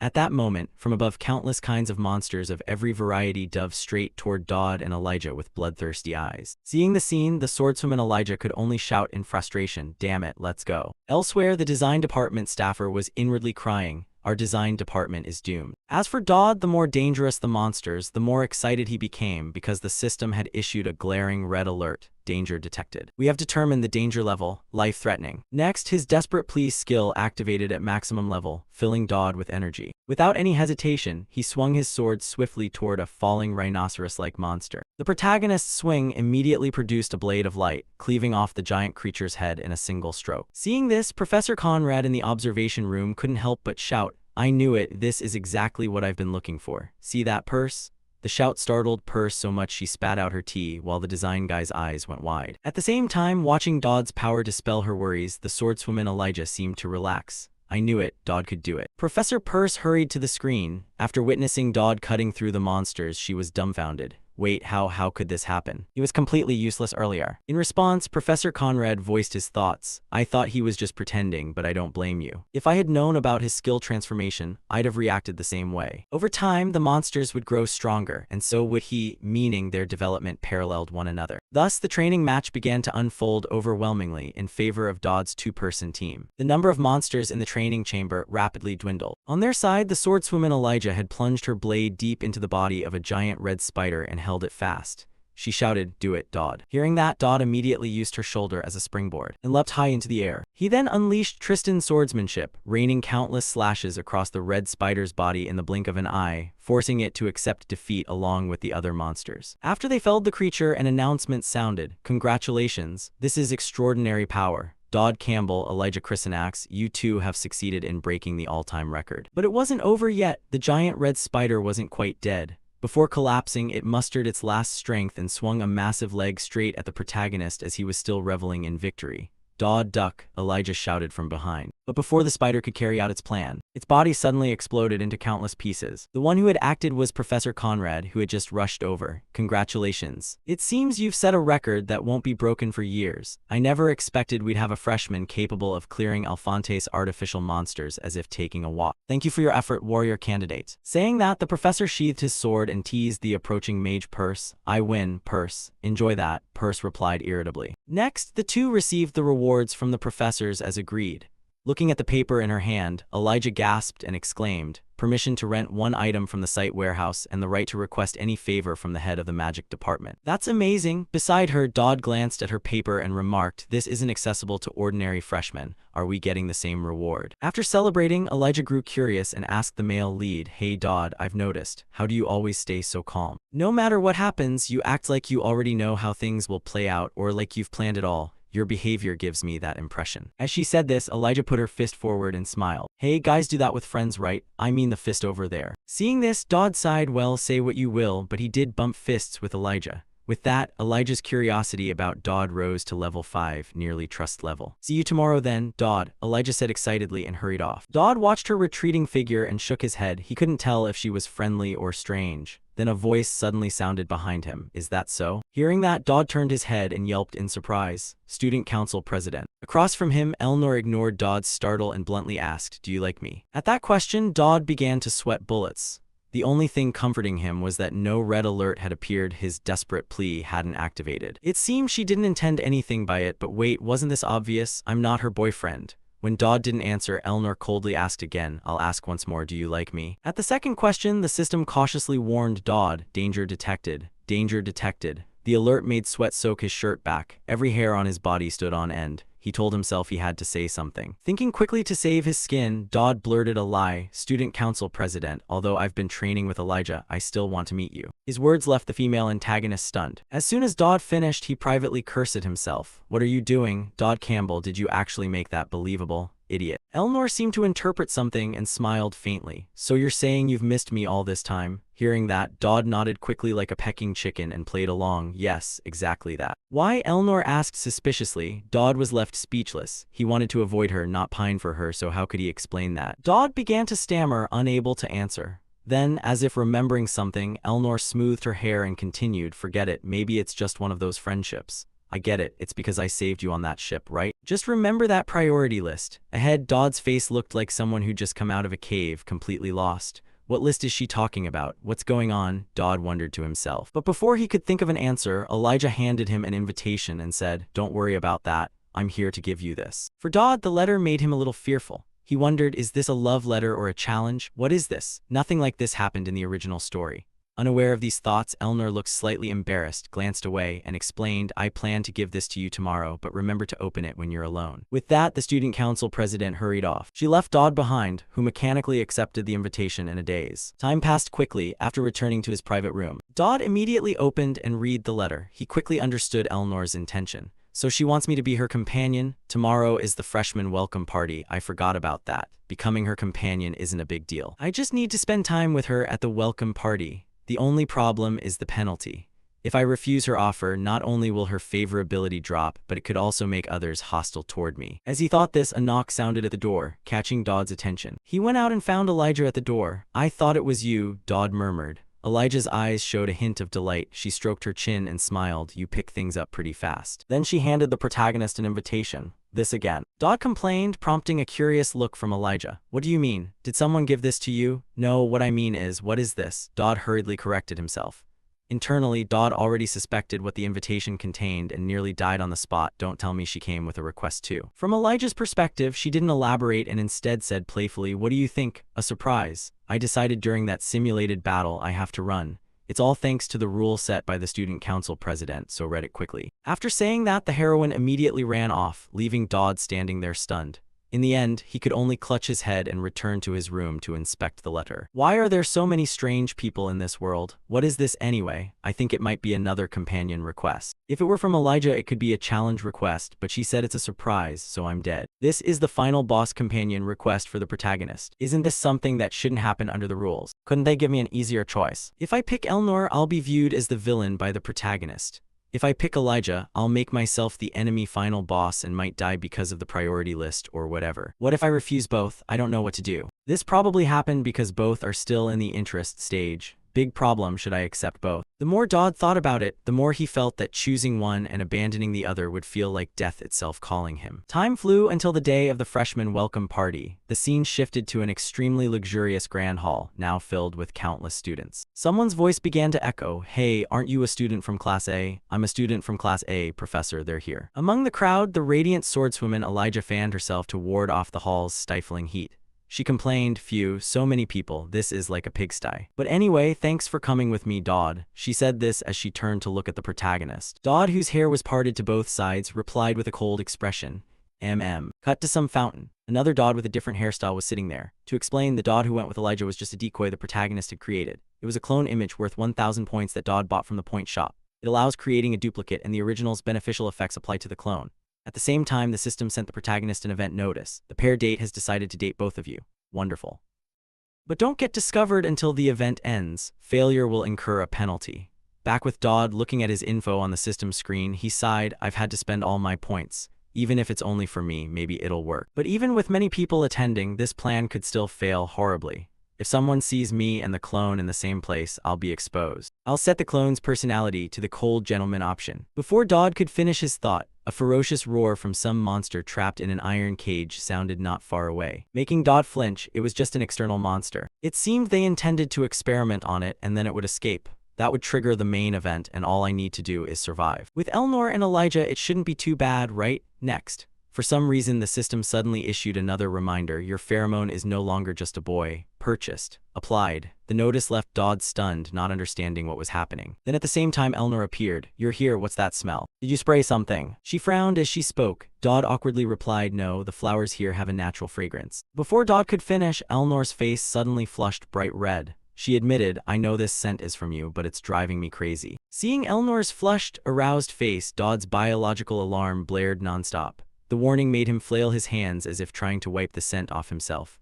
What the hell are you talking about? Pheromones? Please stop, he screamed inwardly. But in response to his plea came a disheartening system message. The pheromone effect has been applied to the target Elnor. The target is exerting all effort not to be attracted to you. Beside him, icy Elnor began to flirt with the protagonist and said, Dodd Campbell, I wonder why I only realized this now, but you're more masculine than I thought. Hearing this, Dodd couldn't be happy. He felt death drawing another step closer. He silently prayed, please stop. Next, to break the tension, Dodd suggested they go to the event. Shall we check out the nearby booths? Elnor saw no problem with the idea and nodded. Okay, lead the way. Back in Dodd's perspective, his offer to take Elnor out had been planned. By By now, the clone and Elijah have probably met. I must make sure we don't run into them. I hope nothing happens. Maybe nothing will happen if this continues. All the clone and I need to do is escort the two of them. Thinking that, Dodd suggested again, hey, how about we get some snacks at that stall? Upon hearing this, Elnor glanced at him with a suggestive look and replied, all right. Then Dodd led Elnor to the grill stall and said, want to try this wild boar skewer? This was the worst suggestion for Elnor. She takes great care of her figure. Dodd planned to lessen the pheromones' effect. That was his intention. However, as if fate conspired with him and this villainess, her eyes brightened and she asked softly, how did you know I like this? Is it just a coincidence? Hearing that, Dodd began to scream inwardly. Oh God, if she sees I don't like wild boar and I have to both maintain the relationship and keep my distance, I also have to make sure Elijah stays as far away as possible. After that, they went to a stall selling decorative accessories. Looking at the sparkling items, Elnor stopped and said to Dodd, hey, it looks like they sell accessories here. Do you need anything? Dodd immediately declined and instead offered, no, let me buy something for you. That was his outward words, but inwardly he thought, buy a gift for Elnor? No way, I must minimize her affection, give her the worst present. With that in mind, he eyed a button and picked it up. This button will do, what do you think? Normally, when a guy gives a girl a gift like this, he'd probably end up blocked. But the pheromones' effect on Elnor was stronger than Dodd expected. Even receiving such a gift, she happily accepted. I do need a button for my new uniform. She smiled while Dodd bit his lip, thinking this was going to be difficult. Next, they paused their wandering and sat down to drink in an area nearby. Then Elnor asked, thinking back, have you chosen your major yet? Dodd nodded and shared, I've decided, I'm going into theology. The protagonist's choice made the villainess curious and she advised, theology? Haven't you reconsidered? With your talent, it would be a waste not to join the Knights department. No, there's something I want to study in theology. Dodd replied, thinking there was a reason for his choice. My life and the downfall of the Holy Knightess are necessary for my survival. They are crucial to achieving the outcome I want. It's about the secret organization's event, an event that will happen in the future. The chapter's boss is particularly weak against Holy Knights. Opposite him, Elnor grew even more curious and asked, something you want to study? Dodd answered, to protect what is precious, one must study there. Elnor asked what Dodd wanted to protect. Hearing this, Dodd turned on his acting mode. His face grew thoughtful as if recalling something. Since I was a child, I've wanted to protect that. Across from him, Elnor asked if it had anything to do with why he was so involved with me. Yes, it does, Dodd nodded. Before he could explain further, Elnor interrupted him. I know the Tristan family curse well. I'm talking about the curse that turns all our members into lunatics. Hearing this, Dodd shrugged and asked, isn't the only way to stop it through mental training? Dodd's words made Elnor's eyes grow cold. She stared at the protagonist and said in an icy voice, you know how to deal with it. To that question, Dodd had no intention of hiding anything, so he said plainly, the angel's blessing is a miracle where two archangels grant their blessing to a person, or so they say. The villainess nodded in agreement with Dodd's solution.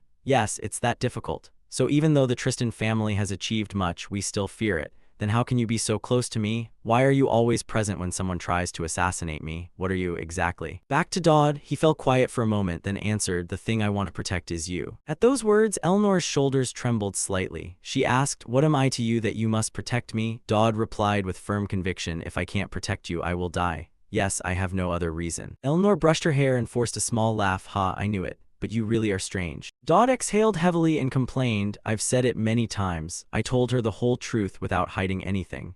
Hopefully this will satisfy her curiosity. Dodd prayed inwardly and at the same time elsewhere. Dodd's double and Elijah, each holding a glass of wine, descended to the basement where countless monsters used for experiments were kept. They walked in silence. For Elijah, Dodd's behavior seemed a bit different today. Is he angry with me? Why isn't he talking? To break the silence, Elijah spoke up. Why are we going to the basement? Behind her, Dodd remained silent. This made Elijah feel even more awkward. I should get closer to him to learn more about the Tristan family. I don't know what to do with someone like him. I know nothing about men, it's maddening. She looked around and frowned. What kind of hellish place is this? It's full of living monsters. It seems they're used as experiment subjects for students.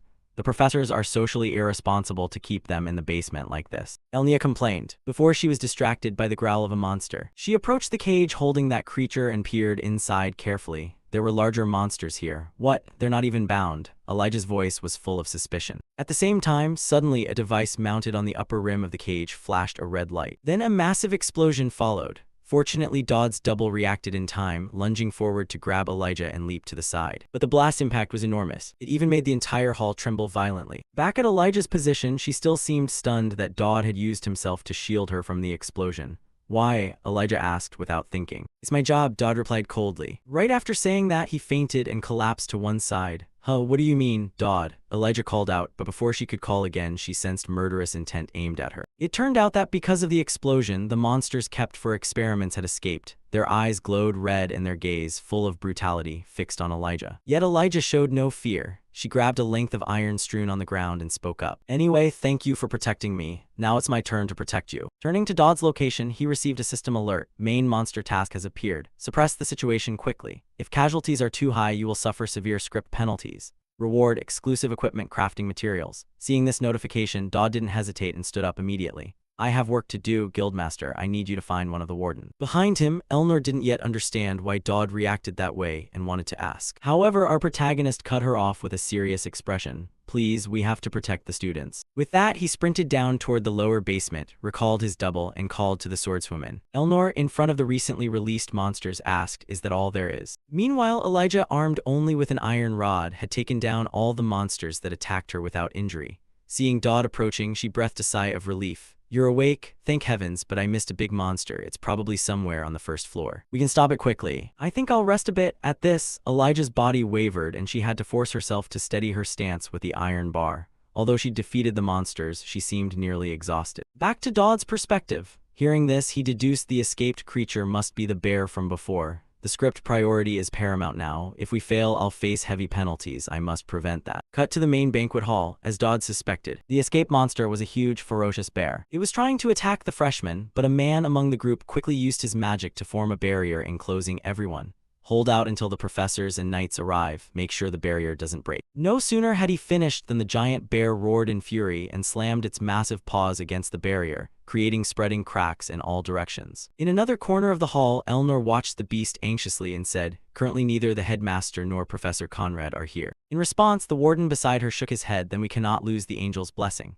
His words angered Elnor, who retorted, you call yourself a warden? There are still students here. The warden shrugged, not taking it seriously. Such remarks are heavy coming from a professor. Miss Elnor, a high-tier barrier like the angel's blessing isn't something just anyone can use. The knights will arrive soon. Let's wait for them. This is why I tried to stop them experimenting on those monsters. I knew we shouldn't have given that authority to the Tristan family. Beside her, Elnor could only grit her teeth, but at that moment, Dodd suddenly darted past them both like a gust of wind. He even snatched the warden's necklace and shouted, I'll handle this. From behind, the warden's eyes widened as he asked, who was that? Give it back at once, he's just a student. Do you even know what the angel's blessing is? Ignoring his shouting, Dodd quickly pulled out his censer and tossed the necklace inside. The system immediately confirmed. The supreme holy relic has fused with the warden's bead chain. Skills unlocked. Asceticism, holy shield. Danger detected. Each threat is life-threatening. Desperate survival activated at rank S. Dodd then launched into a long slide, rushing past the giant bear toward the man casting the barrier. Seeing Dodd, the man anxiously said, wait, why aren't you running? In response, Dodd urged, I'll stall, get the students out of here. Then he turned back to face the giant bear, which was winding up a massive paw to strike him. Without hesitation, Dodd used asceticism to convert all secondary attributes into physical strength. Next, Dodd activated Holy Shield. A radiant crucifix symbol appeared before him, shining brilliantly. Then the phantom image of two pairs of wings manifested, enveloping him and forming a protective barrier. Thanks to it, the bear's heavy strike could not reach Dodd. Around them, guests witnessing the scene gasped, is that the angel's blessing? How can an ordinary student use that? Elsewhere, the warden tore at his hair and cursed that fool. Does he know even official wardens must undergo countless prayers to use it? Back to Elnor's viewpoint, she had been ready to charge forward with her sword, but when she saw that skill manifest, her feet suddenly stopped. After everything that's happened, I'm not surprised anymore. I've seen him hide so much. These thoughts raced through Elnor's mind. Not knowing whose side the warden was on, she heard him bitterly say, why couldn't that stupid monster break a simple barrier? And a student was the one maintaining it. His words annoyed Elnor, who turned and snapped, are you really a professor? You won't even help. What are you doing? By Elnor's count, Elijah had just arrived after a short rest. She immediately dealt the warden a chopping strike to the neck, knocking him out. Sorry, student council president, he was useless to us. Ignoring Elijah's action, Elnor asked, why were you late? I was unconscious in the basement. I just came up. At that, Elijah's body began to tremble as if still not fully recovered. She looked ahead and said, forget that, Dodd. Did he really dare to use the angel's blessing right here? He's not even a warden. They say it takes at least 10 years of training to use it. How could this happen? Elijah's voice was full of disbelief. Elnor stood beside her, and hearing this, she recalled what Dodd had told her over tea. 10 years before holy power can be wielded, Elnor's expression grew complex. And with just a glance, Elijah seemed to guess what she was thinking and continued. Even if it was the angel's blessing that had been recorded, there should still be limits to how much he could control. You must feel very lucky, right? He did all of this for the Tristan family and for you. Otherwise, there'd be no reason for him to do any of it. Elnor wasn't stupid, so of course she vaguely suspected something. I've had a bad feeling about him from the start. He's really a strange one. Within Elnor's dark inner world, it seemed a ray of light was appearing. Across from them, Dodd gritted his teeth to maintain his holy shield while the giant bear treated him like a punching bag, its massive arms swinging like machinery, making Dodd sweat profusely. But poor, stupid bear, it's focusing on the protagonist without realizing who the real threat is. To everyone's astonishment, Elnor drew her sword and dashed toward the beast like a flash of lightning and plunged straight into it. The powerful strike flattened the creature's massive body to the ground, cracking the floor in countless places from the impact. But that blow only caused the giant bear tremendous pain. It wasn't enough to bring it down. Enraged, it charged at Elnor like a tank, each step shaking the ground. Opposite it, Elnor softly closed her eyes, drew her sword slowly back, then thrust forward with wind-tearing speed. Her stabbing strikes were like a burst of machine gun fire hitting the monster. Whether the giant bear had been given some stimulant or not, despite countless wounds pouring blood, it still barreled forward crazily. Seeing this, Elnor spun and activated a skill. Her blade immediately formed a semicircular wave of energy that sliced straight at the beast, blasting its massive body backward and finally causing a huge explosion. Beside her, Dodd stood stunned. Was that Tristan's sword technique? It was completely a different class from the knockoffs. Wait, something's wrong. In the original work, Elnor was never involved in events like this. As if to confirm the situation, the system announced, main objective complete, defeat the monster with no casualties, achievement unlocked.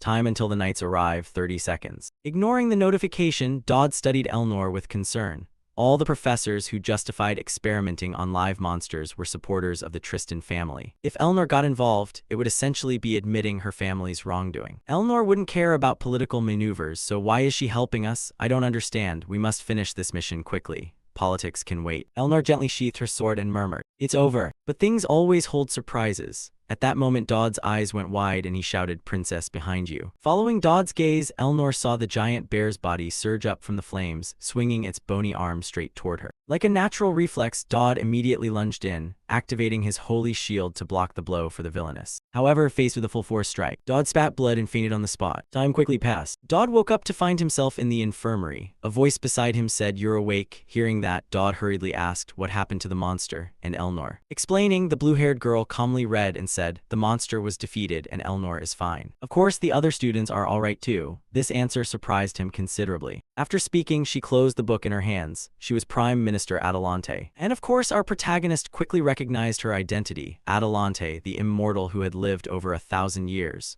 Why would someone like her come to see me? Because I used the angel's blessing? Dodd wondered inwardly. Unaware of these idle thoughts, Adelante spoke up. "I haven't had a chance to talk with you since the freshman confrontation. I'm here to deliver some bad news and even worse news." She gave a small smile, prompting Dodd to ask anxiously, "What is it?" Atalante's tone shifted and grew serious. "You've attracted more attention than any freshman before. No one has ever been involved in so much trouble at your stage. In my experience, you'll run into even more trouble in the future. As for other bad news, what do you know about demons?" At Atalante's question, Dodd's face remained calm, as if not overly surprised to hear the name mentioned. Her amusement evident, Adelante smiled. "Interesting reaction, Dodd Campbell. Even with the Prime Minister bringing this up, you show no sign of worry." In reply, Dodd answered with a bored expression, "I don't think I should reveal too much of what I truly know. If I do, I don't know what schemes you'll set in motion." "What do you mean by schemes?" Adelante asked back. Dodd then began lamenting his own problem. He's the only one not yet assigned to a class, unable even to attend lessons. Ahead, Atalante understood why Dodd was upset. So that's it, he's frustrated by his situation. "Because of recent events, I've had to deal with the fallout." Saying this, she snapped her fingers.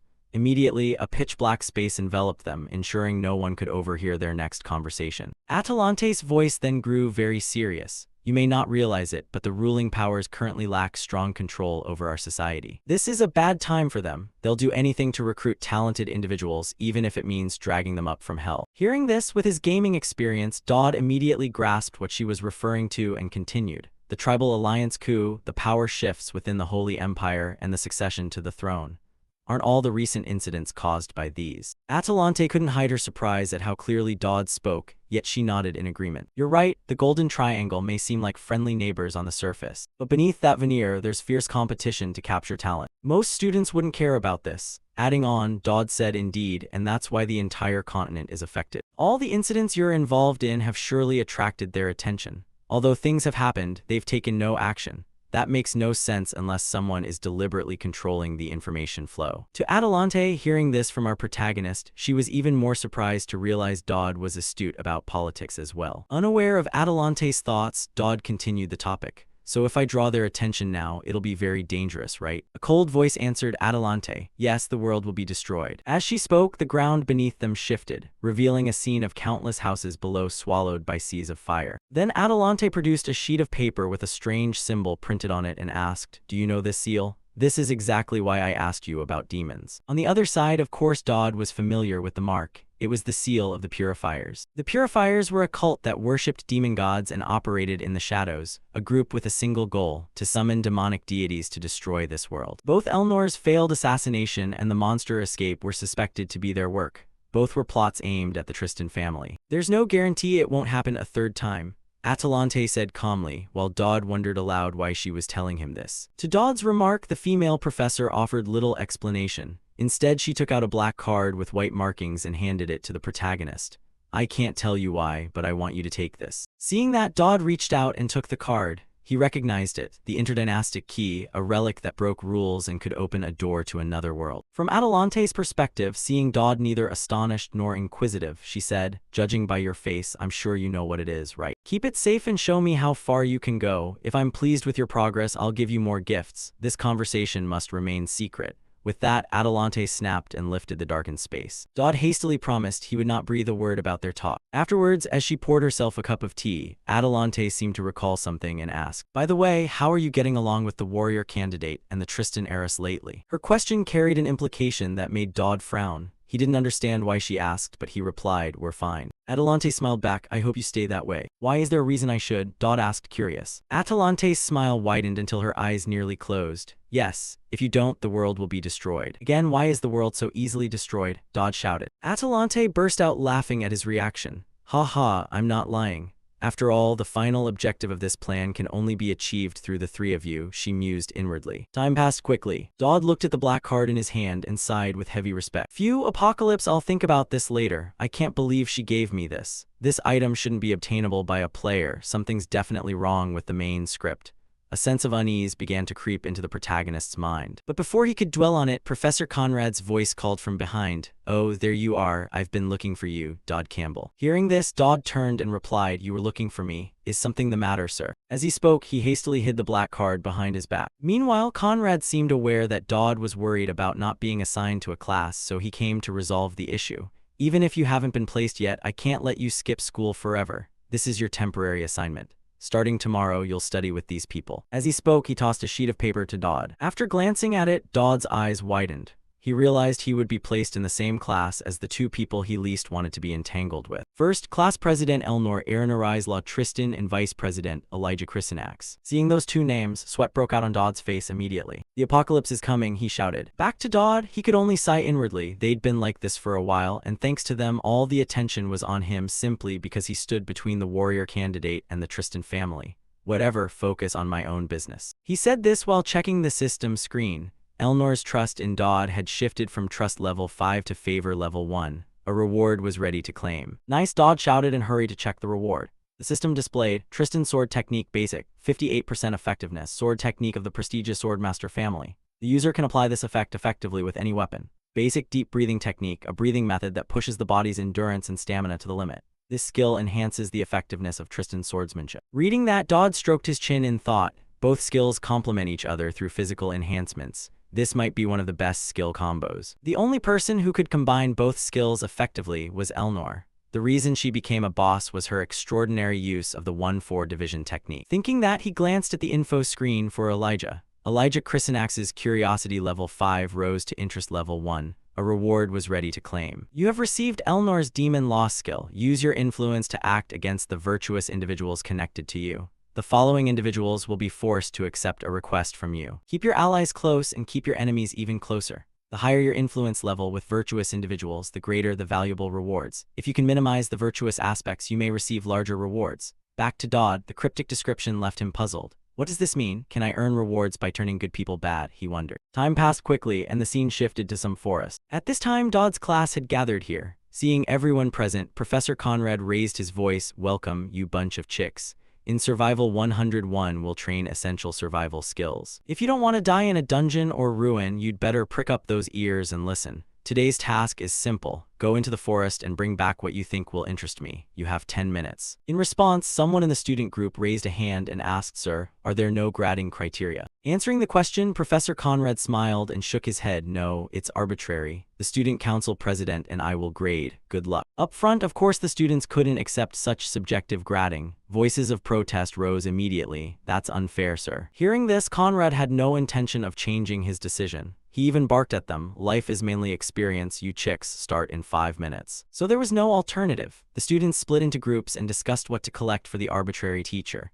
While they debated, Dodd withdrew to a corner and pondered the skill he'd received as a reward. Keep allies close and enemies closer. What does that mean? How could I turn good people into bad? Dodd wondered. But before he could think of an answer, the swordswoman Elijah approached and asked Dodd, "Do you want to team up with me?" The offer surprised the protagonist, who asked back, "Shouldn't you be teaming up with your friend?" "Come on, we're friends too. Why don't we work together?" Elijah said with a smile. Dodd inwardly grumbled, "Join the protagonist's team." "No, if that happens, I'll just be in the way." Turning to Elijah and seeing Dodd not answer, she fiddled her fingertips together and gently asked, "What's wrong? Not feeling well today?" The reply was a cold expression from the protagonist. "No, it's just that we're not that close." His words froze the smile on Elijah's face and it vanished. Then, whether out of irritation or not, the heroine turned and walked away. "Too bad, fine." Not far off, the nun watched this with some concern for her friend. Meanwhile, Dodd glanced at Elijah and thought, "That sounded harsh. She looks upset." As he thought this, a long-haired guy came to bother Dodd. "Dodd Campbell, what's your relationship with the warrior candidate?" Hearing the call, Dodd looked up and quickly recalled the information about the person standing before him. Talion Armand. He was the second best in the class after Elijah. Later, he also became a mid-tier boss in Chapter 1. Any problem with him? Dodd wondered, then answered aloud, "Just acquainted." Talion's face grew angrier and he said coldly, "There's been a lot of unpleasant talk about the outcome of that fight. Why do you keep dragging her into it?" At the same time, a notification appeared, reminding the protagonist that Elnor's demon law had ensnared a virtuous person drawn in by your reputation. Reading the notice, Dodd began to understand how it worked. A gleam appeared in his eyes as he realized a state had been updated. "Seems I met the condition by making him angry, huh? Since he'll be a sub-boss later, I might be able to use him." He also triggered Elnor's demon law. Unaware of Dodd's schemes, Talion ground his teeth and demanded, "Tell me the truth, was that fight fixed? You can't hide it from me." Dodd stood, leaned in, and whispered into his ear with a loaded tone, "Yes, it was fixed. Either you wanted it that way, watch your target get defeated by a mere flick." "Have you realized the gap between us yet?" Dodd said with a mocking smile, while Talion's eyes widened in fury. Then, as if to teach Dodd a lesson, the blonde-haired Talion proposed, "Then why don't we make a bet? Let's wager on who will score higher on this exercise. What do you say?" Unable to refuse, Dodd accepted the challenge immediately. "Fine, perfect." Back with Professor Conrad and the Student Council President Elnor. The professor seemed to notice something and said, "Hey, Student Council President, didn't I ask you to help grade? Don't you think this is a bit arbitrary?" Hearing this, the swordswoman Elnor shrugged. "I've been serious from the start." Her casual reply made the professor look at her in puzzlement. "Really? Then explain why Dodd Campbell has a dark score before submitting his work." "Because he deserves it," Elnor said, glancing to the side as if avoiding Conrad's gaze. Of course, Conrad couldn't accept that reason. He shouted, "What did you just say?" Ahead, Elnor glanced at Conrad with an annoyed expression and replied, "It seems you're unhappy with how I grade, aren't you?" Conrad said, "Why don't you try putting yourself in my position and think about it?" Elnor shot back immediately. "Then why don't you observe him a bit to verify for yourself why he deserves a dark Dodd score? I'll go check now." Having said that, the student council president turned as if to leave. But how could Professor Conrad let her go so easily? Immediately he reached out, grabbed her shoulder and pulled her back. "Hey, wait a moment. I know you're trying to get close to him." Elnor stood there. She replied with a bored expression, "Of course not. I just don't want her alone with the warrior candidate. Something could happen between them. Let me go check." Conrad answered firmly, "Yeah, even if I won't allow you to join, I can certainly kick you out." "How about that?" Hearing that, even the villainous Elnor fell silent. Cut to the nun's position, Elijah's close friend. She watched Elijah ahead with worried eyes. Today she seemed unusually different. From the nun's perspective, Elijah was fighting the monsters with fierce enthusiasm. It seemed she was using them to vent all her frustration. Not far away, the big red-haired guy exhaled and remarked, "All the strongest monsters are gathered here. Has something unusual happened recently?" In response, the blonde archer nodded and explained, "You're right, this is a rare mineral area. If we can get some gems, we might avoid low grades." Hearing that, the brown-haired friend with glasses directed, "All right, stop hunting for now. Luca, help me move those mineral deposits." Up ahead, Elijah's inner discomfort seemed to grow, causing her to unleash all her anger on the monsters. With each punch, a wolf was sent flying high. More strikingly, a dark purple-black light appeared to be gathering at Elijah's chest. The only one who could sense it was the nun behind her. It made her feel uneasy. The color of darkness, thick emotions, I can see it all. Though not shown outwardly, she was certainly very angry. Thinking this, the nun couldn't let it continue and spoke up. Hey Elijah, how have you been lately? Elijah relaxed her frown and replied, these days nothing special. Hearing this, the nun couldn't hide her worry and added, even so, if something is bothering you, I can help. Elijah refused the concern. What are you talking about? Nothing's wrong. Behind them, the nun found the situation hard to handle. Even if he says that, I'm worried his emotions could overwhelm his reason. She thought to herself and continued, I know something is troubling you. Opposite her, Elijah sat down at the tree root and sighed, admitting, is it that obvious? I can never lie to you, Trisha. Then the nun Trisha quickly grasped the story about Dodd Campbell. He keeps his distance from you. Does he just want to be friends with Dodd? Beside Elijah, she replied with some annoyance. Even though we've been through a lot together lately, I don't think there's any need to create such a boundary between us. Given the situation, Trisha asked with some doubt, could it be that Dodd doesn't mean it sincerely? Hearing that, Elijah glanced over and said, not sincere. What do you mean by that? To answer, Trisha voiced her thought. He's just a boy from a minor noble family and you're a warrior candidate. Being seen with him will certainly make people gossip. Hearing this, Elijah's small face changed slightly and she asked in alarm, is that how he's trying to help me? Although Trisha didn't know if it was true, she agreed for now to reassure Elijah. Yes, he might be worried he could cause unnecessary misunderstanding. Although he's keeping his distance now, once his reputation is established, he'll still regard you as an important friend.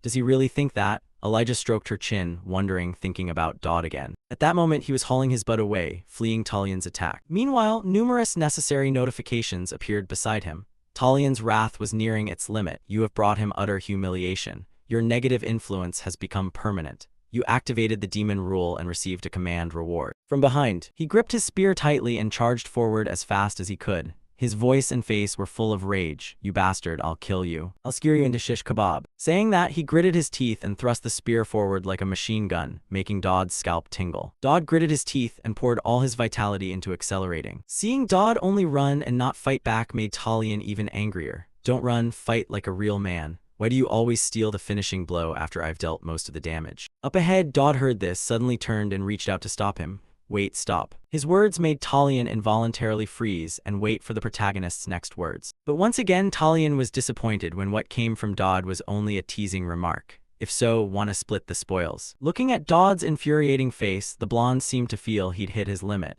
He slowly pulled the spear back and got into a throwing stance. Mana gathered at the spearhead, causing bolts of lightning to crackle outward. Then, without hesitation, Talian put force into his arm and threw hard. The spearhead sliced through the air and shot forward. However, it hadn't flown far before it collided with some sword. The spearhead split in two by the blade. The surprise left Talian stunned, while the protagonist forgot all about fleeing. Turning to see who had intervened, it was none other than Elijah. Don't touch my friend, she said coldly. Seeing Elijah appear made Talian go dumbstruck, and he greeted, Elijah, long time no see. This must be our first meeting since the monsters ran off. In response to that well-meaning remark, Elijah lunged forward, pressing the sword at Talian's throat and warning, wrong, this is the first time after you lost to me. Beside her, Dodd watched this sweating, silently wondering where on earth she had come from. Back to his perspective, staring at the blade at his throat, he forced out, haha, it's so good to see you again. Elijah didn't intend to waste time on meaningless greetings and snapped, what were you trying to do to Dodd just now? Don't tell me you were harassing him. No, Elijah, I was just, he stammered to explain. But the swordswoman didn't even let him finish and executed a leg sweep, sending Talian tumbling to the ground. Then she put her foot on him, pointed the sword at his face and warned, I don't want to hear your excuses from beneath me. Talian, you're so scared you could piss yourself. I know, I get it, but why do you keep defending him? Someone as capable as you, if he wants to give advice and Elijah doesn't want to hear it, she cuts him off.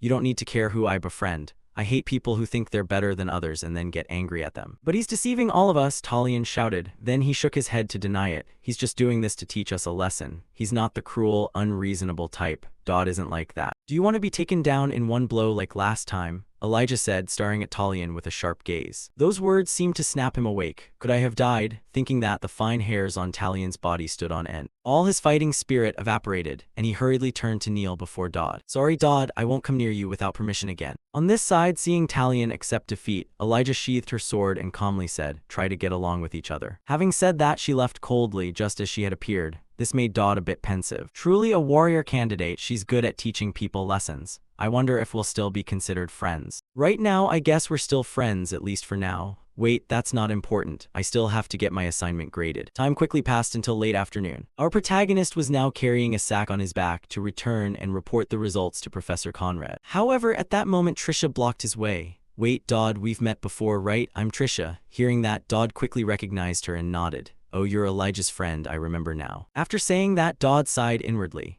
In both the original story and now, she always prolongs the conversation. Unaware of Dodd's thoughts, Kissa got straight to the point. Yes, I have something to ask. This might be a bit troublesome, but Elijah. At that, Trisha's voice stopped when she noticed the protagonist walking off ahead. Dodd waved and said, let me get my grade first. Oh, all right. Kai replied, watching the protagonists retreating back, unable to hide the worry on his face. He had Elijah fight Talion. Usually she'd try to talk things out instead of drawing her sword immediately. That's the real problem, Dodd. Back to the protagonist's perspective. Just after he returned to the gathering point, he was overwhelmed by the sight before him. The ground had cracked into many pieces, while Council President Elnor lay with her arms crossed like a dead fish.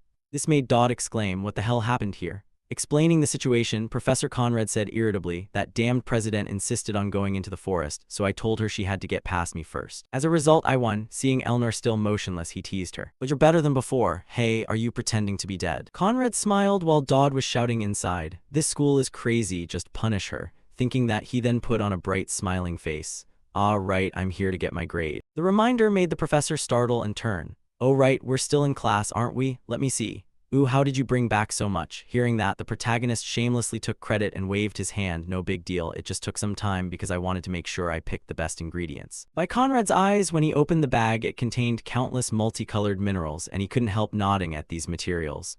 Perfect, your first place. I'm sure Purse will love these if you give them to her. You already have a wish agreement, why not use this chance to score points with her? All right, I'll do that. Dodd replied as he tied the bag closed. At the same time, Trisha, seeing Dodd had finished reporting his results, shuffled over and asked, hey, are you done? Up front, Professor Conrad stood and told the two of them, okay, you can go. Class is over, but Kai, please take care of her. Yes, sir. Kai hurriedly replied, then turned to Dodd. Dodd, please take care of Elijah, but don't be too nice to her. Whenever she mentions you, she seems to lose all reason. I'm worried things could get worse later. At this sister's remark, our Dodd could only offer a crooked smile. I'm grateful for the warning, but I'm also a little scared. Thinking that, he waved in agreement. All right, don't worry, Trisha, I'll do my best. You should do that if you want to survive this. She might not realize it. But I do, just one misstep and Elijah could cross the line.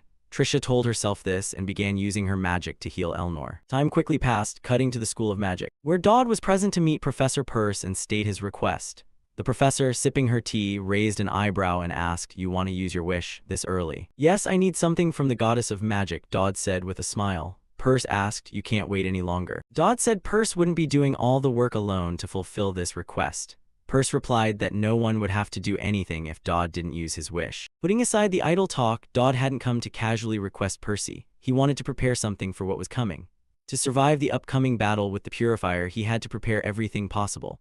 Not knowing Dodd's true purpose, Purse sighed and asked, I've been ordered by Prime Minister Adelante to support you as much as possible. As long as it's not used for other purposes, what do you want? Hearing that, Dodd unconsciously swallowed hard. He began to recall the rewards he had received in Professor Conrad's lesson earlier. You received a reward from Elijah, 500 points. You received an evil seed. You can exchange it for a special skill in the points shop. The list of skills available for purchase has been updated. Elijah Christenack sealed a negative once. You can use the evil rule once. Talion Man sealed a negative once. You can use the evil rule once. The special skills effect is far better than any item. That's fine for now, but there's still much to prepare. Dodd Campbell is still too weak to withstand the Purifier's Dodd form attacks. That's why I need it. Thinking that, Dodd stroked his chin as he described what he wanted. I need a cannon that could blow this entire academy away. On the other side, Professor Purse heard the protagonist's request and her face went vacant. She stared at Dodd with dead fish eyes and after a few seconds seemed to come to. She rose from her chair and demanded, Dodd, are you crazy? Creating it is one thing, but where do you plan to use it? Hearing this, Dodd knew Purse was about to explode with anger, so he immediately took out the pledge paper and cut her off.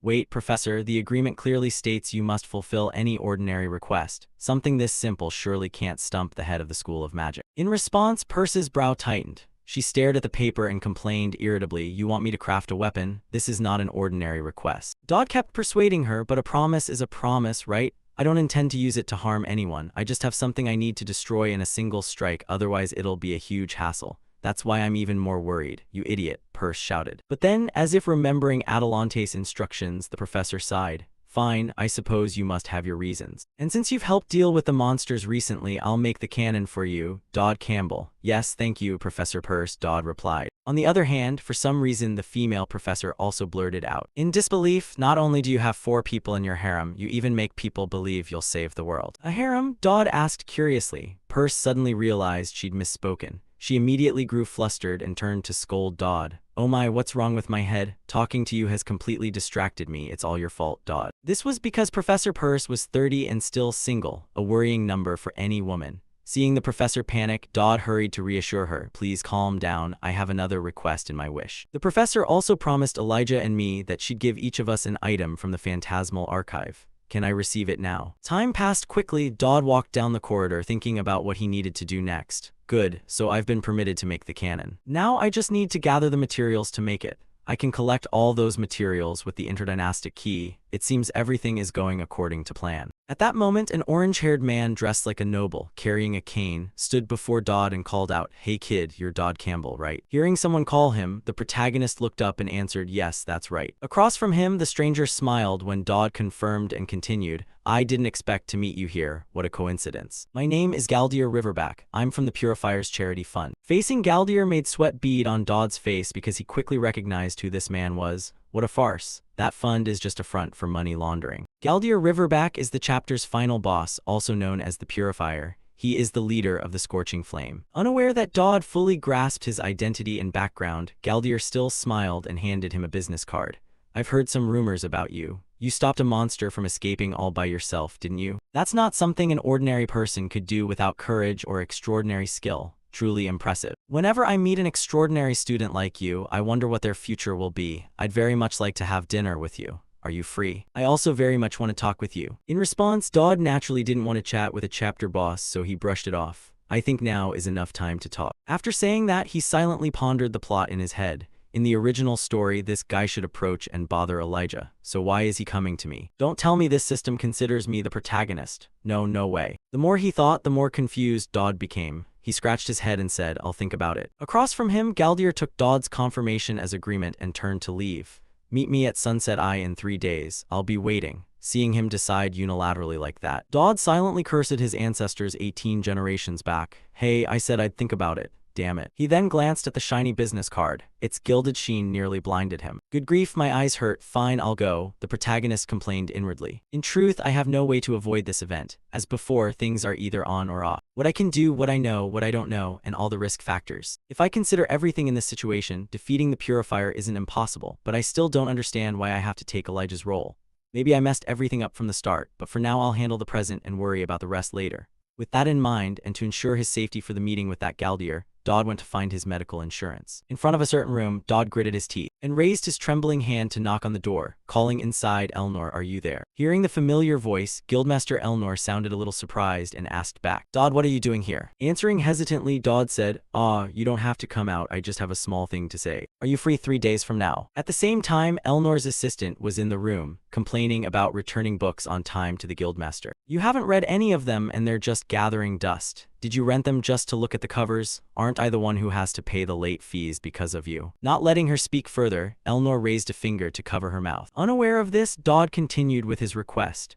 Guildmaster, that day I'd like you to spend a little time and go with me to a place. Just the 2 of us? Elnor asked again. Yes, just the 2 of us. Dodd nodded. Where to? Elnor asked. There's a place called Sunset Eye. Do you know it? Dodd named the location Galdier had arranged. The assistant in the room widened her eyes. Hey, that's a famous date spot. Before she could say more, Elnor pushed her aside and asked Dodd directly. I know, so why do you want me to go with you? Explaining, Dodd simply stammered that he'd tell Elnor when they met that day. Cut to some time in Elijah's past. She was sulking alone on a hill of flowers when a voice called from behind, Hey Elijah, so you're here after all. Elijah muttered in reply, Shut up. The voice continued, Come on, I said I'm sorry, I won't tease you anymore. Hearing that, Elijah spun around angry, tears welling. Liar. You think pushing me down the hill was a joke? That accusation made her brother scratch his head awkwardly. Well then, I'll attack you next time when you're still on the ground. Stop bullying your sister, Elijah shouted. Her brother rubbed his hands and laughed it off. Haha, I'm just joking. I just want you to be stronger, right? I don't want my sister to be beaten by someone. Try some cookies I brought from the Viscount's house. he said, offering a paper bag, but Elijah, still annoyed, refused, no thanks. Despite that, she snatched the bag and asked, "Did you steal these?" "Don't say stole, I only took the leftovers," her brother hurriedly corrected. He then sat down beside Elijah and shared, "Thanks to the Viscount, I'll be promoted to a squire immediately. I'll go to the battlefield, I'll have the chance to experience new things and explore this world. Who knows, maybe I'll even earn the title of a guard." Elijah ate a cookie and said with a skeptical look,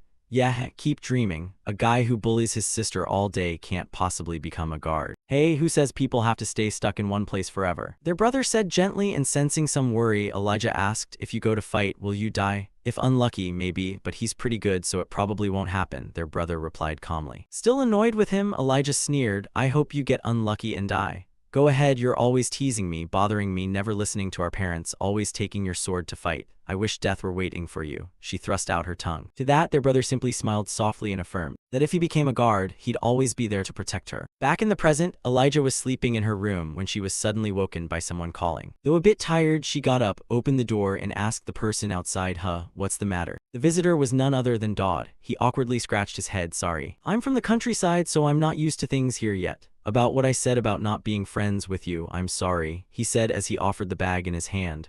I brought some cookies from the kitchen, they're pretty good." This made Elijah fall a bit silent. Then she quickly grabbed the bag and shrugged, "Why apologize? That's not cool at all, we're friends. Anyway, go back to sleep." Before she could close the door, Dodd revealed his real purpose. "Wait a moment. I need your help with something, can you come with me for a bit? It's urgent," he said with an eager face. Elijah felt a bit uneasy. Is he crazy, she thought inwardly. Cut to the position of Guildmaster Elnor. She was busy with miscellaneous paperwork while her assistant's voice kept nagging beside her. "So we've processed all the teaching materials. I'll also review the fees from the clubs. The rest concerns transfer students. I heard we'll be receiving some students from the Tribal Alliance. She belongs to a sect that collapsed after a coup, surely the daughter of one of the tribal leaders. Now they're basically exiles and she'll have many retainers with her. In reality, her whole family is seeking asylum here. Her name is Roro Garuda. Have you heard of her? They say she's rather famous, probably yes." Elnor replied with a bored expression. From her face, it was hard to tell whether she'd actually heard the name Ruru before or was just humoring them. Noticing this, her friend added, "And next term, a true saintess from the Holy Empire will arrive. She's coming here in person." Elnor frowned. It seems like something Elnor should pay attention to.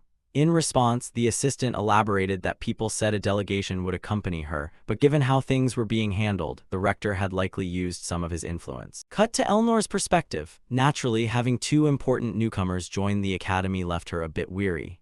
Preparing to receive a saintess and the daughter of a tribal leader at that. This academy is definitely up to something. It's always been like that, Guildmaster. The assistant's remark made Elnor startle and realize it. That's true. It seems every trouble gets funneled into this place. Oh right, I forgot. Seeing Elnor so worried, the assistant asked why she was bothered. "Haven't you only been here a day or two?" Elnor sighed and replied, "It's just that I'm in a bad mood." Cut to Dodd and Elijah. The two of them were lying together, gazing at the moon. Who knew the school even had an observatory? The night sky is beautiful. Responding, Elijah seemed uneasy and asked Dodd, "Do we really have to do this right now?" Dodd answered calmly, "I have no other choice. This is the only way to make everything line up perfectly." "All right, wait a moment," he said as he checked the controller in his hand. At the moment, both of them were lying in the cradle of something that looked like a catapult. And it truly was a catapult. With the catapult I got from the observation storage, I can reach that place. Although it's an area for high-level players, I have the secret card the rector gave me. Thinking so, he pressed the button on the controller. And immediately, the catapult flung both Dodd and Elijah high into the sky. "What the?" Elijah screamed, feeling betrayed at being left uninformed. But she didn't stay scared for long. Dodd loudly called out, "Elijah, focus, open your eyes." Before them now hung a red spatial gate. Dodd took out the black card Adelante had given him and explained, "This is the spatial link gate. We're about to step inside. Don't worry, Elijah, it might be a little dangerous." Hearing that, Elijah couldn't help but feel anxious. But an image of her brother suddenly flashed through her mind. His voice seemed to echo in her ear. "Hey, why are you crying? What are you scared of? Look at me, Elijah." That memory steadied the swordswoman's expression. Then the two of them flew into the spatial gate. The gate vanished from the night sky as if it had never appeared. Inside the gate was a space with a deep purple sky. Countless large rocks floated everywhere. Dodd and Elijah stood on one such rock. Dodd warned, "Hey, we don't have much time. This is interrealm space. Don't touch anything. It can be very dangerous." Then Dodd leapt off his rock, startling Elijah into shouting, "Dodd, what are you doing?" Explaining his action as he swooped, Dodd said, "Don't worry, gravity here is unstable. Anyway, we need to get a little higher." Below, Elijah, curious about why Dodd risked this unstable place, asked, "What are you looking for?" In reply, our protagonist didn't explain much. He just gave a knowing smile and said, "You'll see, just jump, the rock is being pushed back." "Are you crazy? You'll die if you fall," Elijah shouted. Still, Dodd encouraged her, "We won't die, just jump." Hearing that, Elijah gritted her teeth, trusted the protagonist, and leaped as he said. As a result, she fell straight downward. This left Elijah stunned and panicked because it seemed completely different from what Dodd had said. Am I falling? While terrified, an image suddenly flashed through Elijah's mind. The surroundings were a sea of flames. Little Elijah trembled, clutching a sickle and wearing her blood-stained night clothes.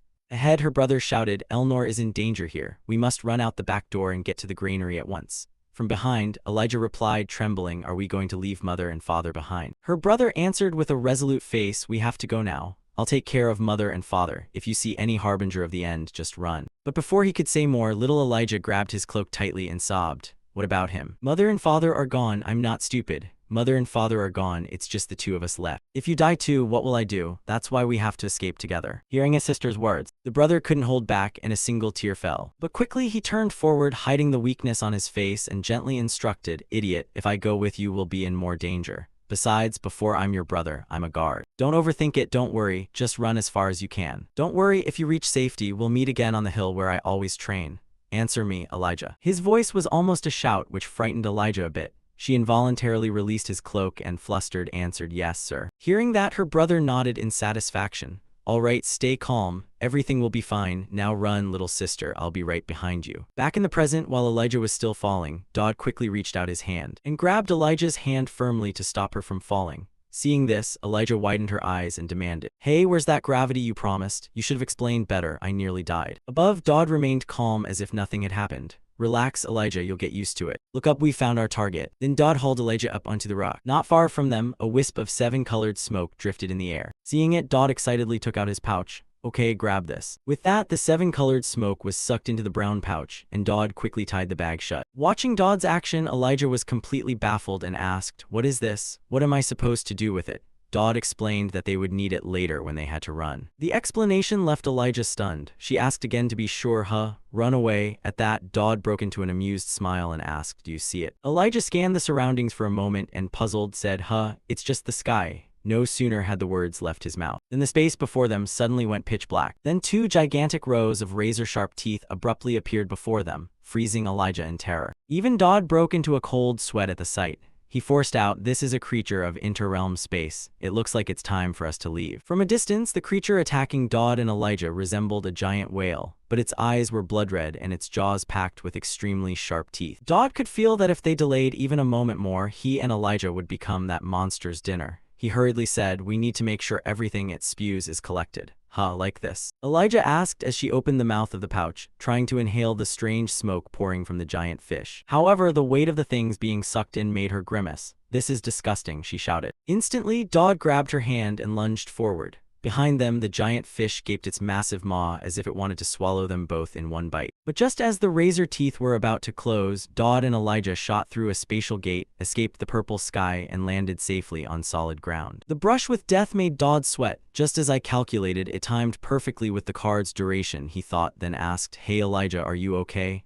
Are you hurt anywhere?" Elijah didn't answer immediately. Instead, she angrily pulled her hand out of Dodd's grip. With eyes blazing, "Don't tell me you planned all this in advance, even the escape." Of course, everything went according to plan. Dodd smiled brightly, proud. The Gregory Phantom trick is an easy move for a veteran player like me. But from Elijah's perspective, her anger surged like never before. "Why didn't you tell me we were going into interrealm space?" Dodd hesitated slightly, then replied nonchalantly, "Because I thought you wouldn't follow me here." "You were right." Elijah ground her teeth and threw the pouch to the ground. "I'm complaining, it's tied up now. I can't believe you woke me up just to do this." Saying that, she turned and strode back to her room without looking back. Dodd watched her retreating figure, feeling a bit guilty. Finally, he called out, "Thanks and sorry for not telling you beforehand." But no sooner had he finished speaking than the system notified him that Elijah's favorability had rapidly increased. It was now at concern level 4. Dodd stared blankly. "Wait, I thought this would lower her opinion of me, but it actually shot up. What the hell is going on?" While Dodd spiraled in confused thought, Elijah sank into recollection. The moment Dodd gripped her hand and confidently pulled her from the monster's jaws, her heart involuntarily beat a little faster. Time passed quickly. Cut to Adelante, the headmistress. She seemed to have just finished exercising, sweat soaking her body. As she tied her hair, she asked someone ahead, "Hey, is this the item I was thinking of?" Hearing that, the person opposite replied, "I don't know what you're thinking, but this is the spiritual entity." Atalante immediately realized something and asked, "So you've been using that in inner space, right?" Hearing this, Dodd took the card, held it up, and admitted, "Yes, but didn't you give this to me to do exactly that?" Headmistress Atalante replied with a slightly reproachful tone, "I didn't expect you'd be so quick. And what's with your hair?" Before her stood Dodd, looking utterly disheveled, his hair all frizzed.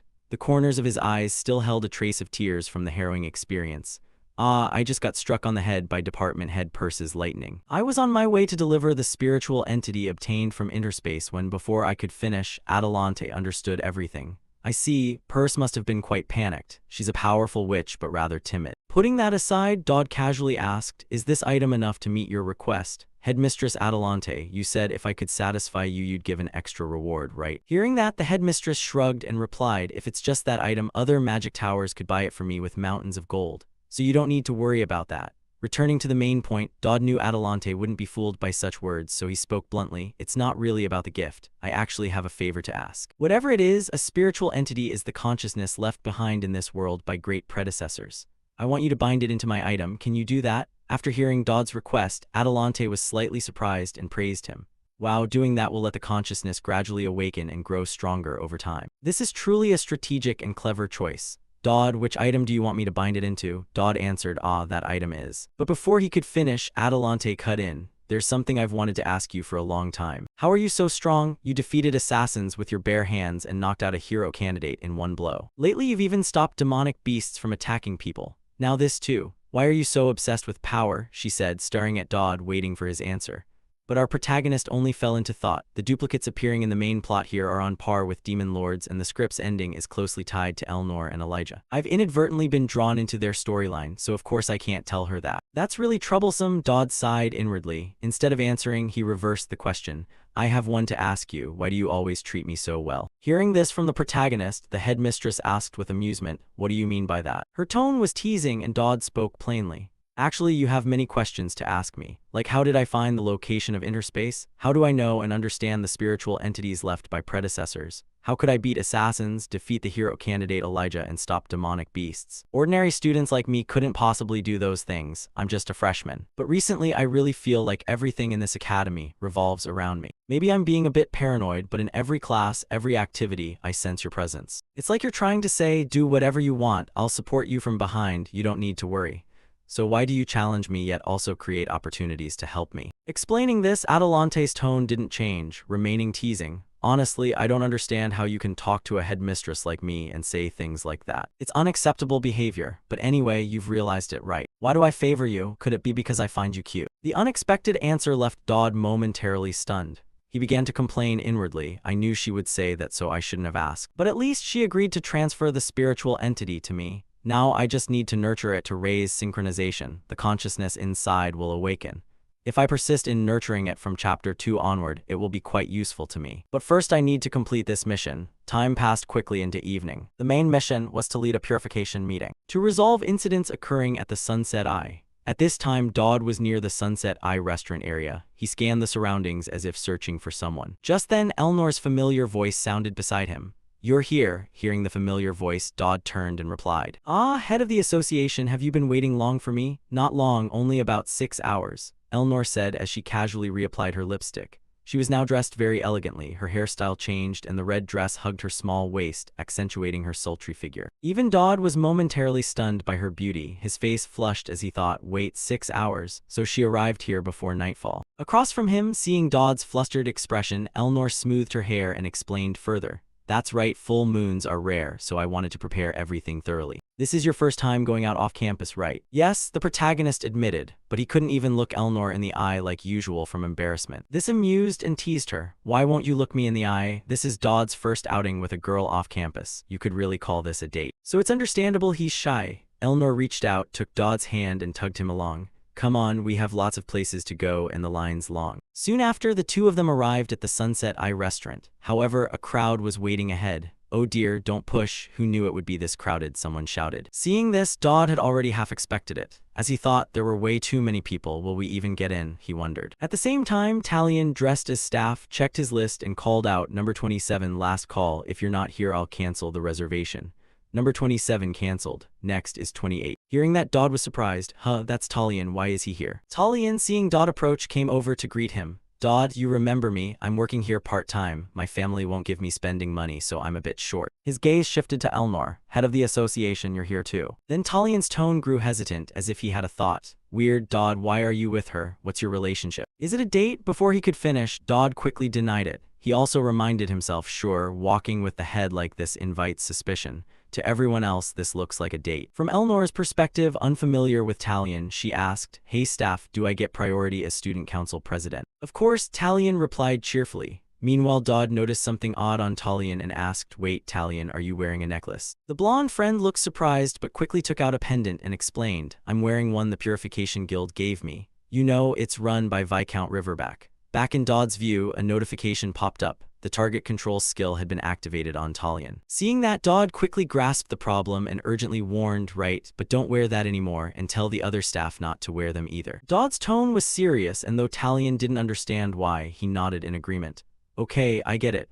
Returning to the protagonist, the fact that all the staff were affected by a control skill made him uneasy about this meeting. After raising enough favor with Elijah, the main scenario had shifted significantly.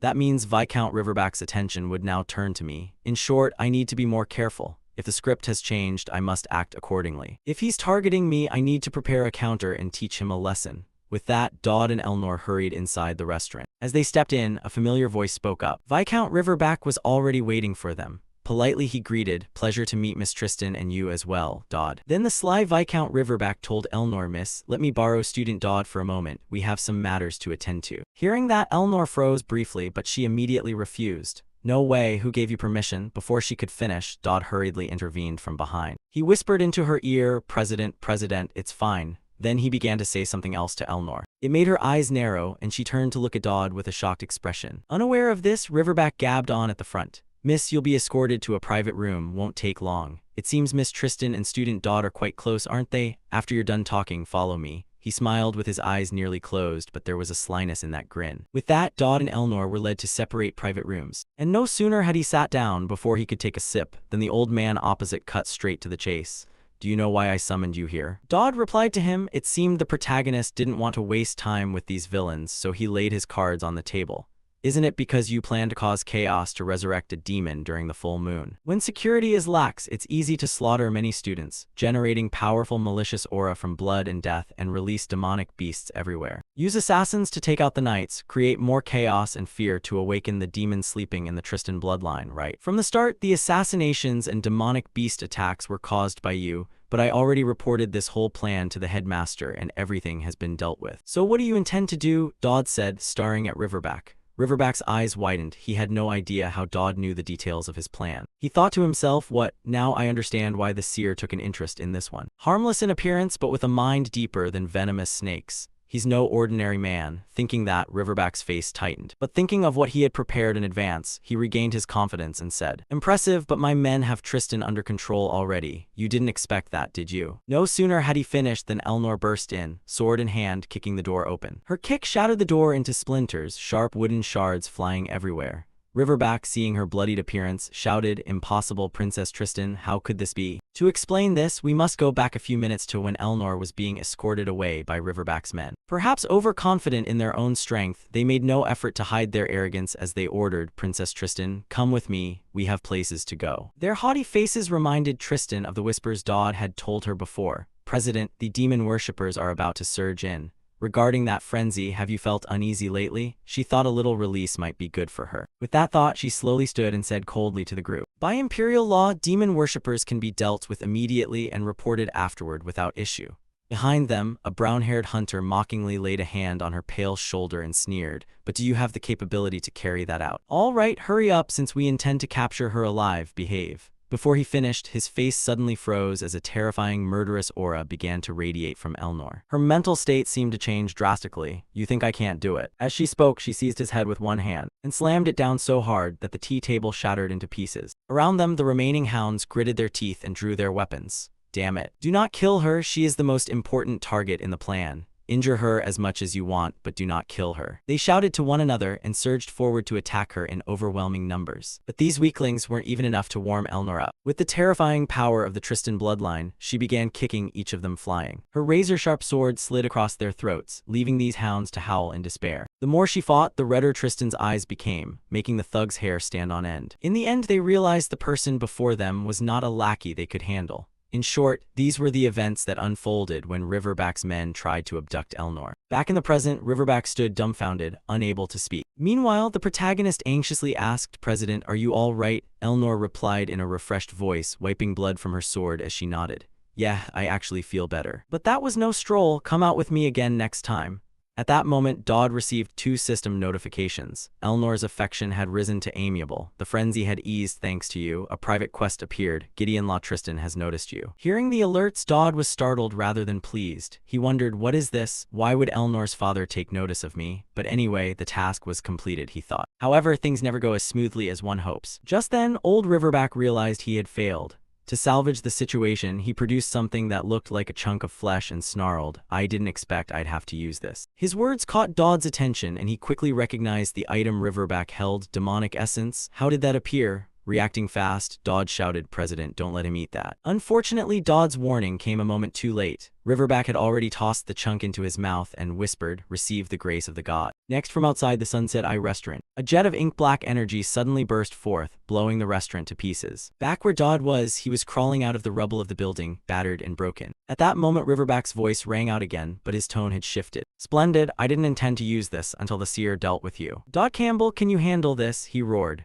At that instant, his body transformed into a monstrously fierce demonic form, and the chunk of flesh he had swallowed on his chest glowed without cease. With his combat experience in this game, how could Dodd not recognize this state? A human who absorbs demonic essence can wield part of a demon's power. A demon since Chapter 1, this world really is insane, Dodd grumbled inwardly. Meanwhile, the system kept issuing warnings, defeat the purifier. Failure occurs if there are too many casualties. Above, Riverback howled like a mad dog as he felt the power endlessly surging through his body. From now on, this is the moment of purification. Back in Dodd's view, the sound of rapid footsteps came from afar, catching his attention. When he saw who was approaching, his face twisted further. Damn it, the problem wasn't just that man but those monsters as well. Man-eaters the demon worshippers Elnor had dealt with had revived. From Dodd's perspective, Riverback's hounds had also transformed into half-human, half-demon forms. Their eyes glowed blood-red as they lunged toward the protagonist. But at that moment, a shout rang out, the piercing thrust technique. With the cry, a beam of blue light shot straight at the demonic creatures, shredding their bodies to pieces. It seemed the one who struck was their friend Talion. Surveying the devastation around him, Talion wore a sheepish grin and asked, "What the hell is going on? What are those monsters? And where's Viscount Riverback? Oh, you saw my move. I'd love some feedback." In response, Dodd explained things bluntly. "They were all your teammates turned into those. If you wear that necklace, you'd become like them too." Hearing this, he began trembling uncontrollably. Then he looked at the protagonist and asked, "Could this be a situation engineered by the Viscount?" Dodd nodded and answered, "Yes. If you don't want to witness true hell, follow my orders from now on." Dodd's serious tone altered Talion's expression. He quickly nodded and asked, "Understood. But what about Dodd? What will you do?" Dodd replied, "I have to handle something else. I must protect the civilians and stop the Viscount. Now run, Talion." Talion realized staying wouldn't help Dodd or Elnor, so the young man immediately ran off. After he left, President Elnor looked at Dodd and asked, "Do you know where the Viscount went?" Dodd stroked his chin, thought for a few seconds, and replied, "Yes, I have a guess. The goal of demon worshippers is always the same. They sow despair and chaos everywhere, and bring pandemonium, the demon realm, into this world. There's only one place he'll target." Time passed quickly and the scene cut to Viscount Riverback. He had flown to a yellow energy barrier. In the distance lay the sealed land where the battle between angels and demons once took place. Staring at the massive barrier before him, Riverback wasn't confident he could destroy it completely. Even if I can't break the entire protective ward, at least I can deal some damage. Saying that, he began gathering mana in his palm, forming a black orb of energy that radiated a menacing aura. But before he could unleash it, a cold voice from behind rang out. "Okay, don't just stand there." The familiar voice startled him. Riverback couldn't hide his surprise. He turned back to Dodd and said, "Dodd, how did you know I'd come here?" Dodd answered with a mocking smile. "Too obvious, your actions are predictable. You obtained demonic power, so of course you'd head to where the demons are sealed." At that moment, Dodd was being carried piggyback by Elnor to get here faster. It was a bit humiliating, but Dodd didn't care much. High above, Riverback wasn't panicked by their arrival. He was even slightly pleased. "Thanks to you being here, I don't have to search. After I kill you, I'll capture Princess Tristan." Back in Dodd's view, he looked at the guild president and warned, "No matter what happens, we have to survive, understood?" Elnor replied with a nod, "Yeah," and inwardly she thought that the level of trust he placed in her was genuinely hard to get used to. "But I must be worthy of that trust. It's the pride of the Tristan family," she thought as she tightened her grip on the two swords in her hands. Then she drove power into her legs and stomped hard, launching her small frame into the air like a cannonball. Riverback the demon was stunned, but quickly raised both hands to his chest to block. Below, Dodd seized the opportunity to act. As he ran, he shouted, "President, over here." Seeing this, Riverback up above, although unclear what Dodd planned, couldn't allow him to act freely. He shouted, "Don't you dare touch him." Having said that, he unleashed bolts of black lightning slamming down below. Too bad for him, Dodd's incredible dodging ability evaded them all. This made Riverback's eyes widen. "How is this possible?" he blurted, still stunned and baffled at how Dodd avoided every attack. At that moment, President Elnor's blade edge was already closing in on him. Seeing that, Riverback hurriedly swept his arm to counter. The two devastating blows collided, creating a shockwave that hurled them both apart. Meanwhile, black lightning continued to rain from above, and Dodd could only get his ass up and run as fast as he could. Riverback grew increasingly uneasy and hastily chased after Dodd from behind. "Come back and fight. Don't just keep running," Riverback barked. Right behind Riverback, President Elnor kept close, not letting up. This began to irritate the Viscount. "What a nuisance, Princess." After saying this, Riverback's whole body contracted slightly and released an extremely powerful burst of energy. The blast sent both Dodd and Elnor flying like trash. However, the attack was far from over. Before Dodd could regain his footing, Riverback used a skill called Shadow Fang Claw and fired a black arrow imbued with destructive power, aiming straight at the protagonist.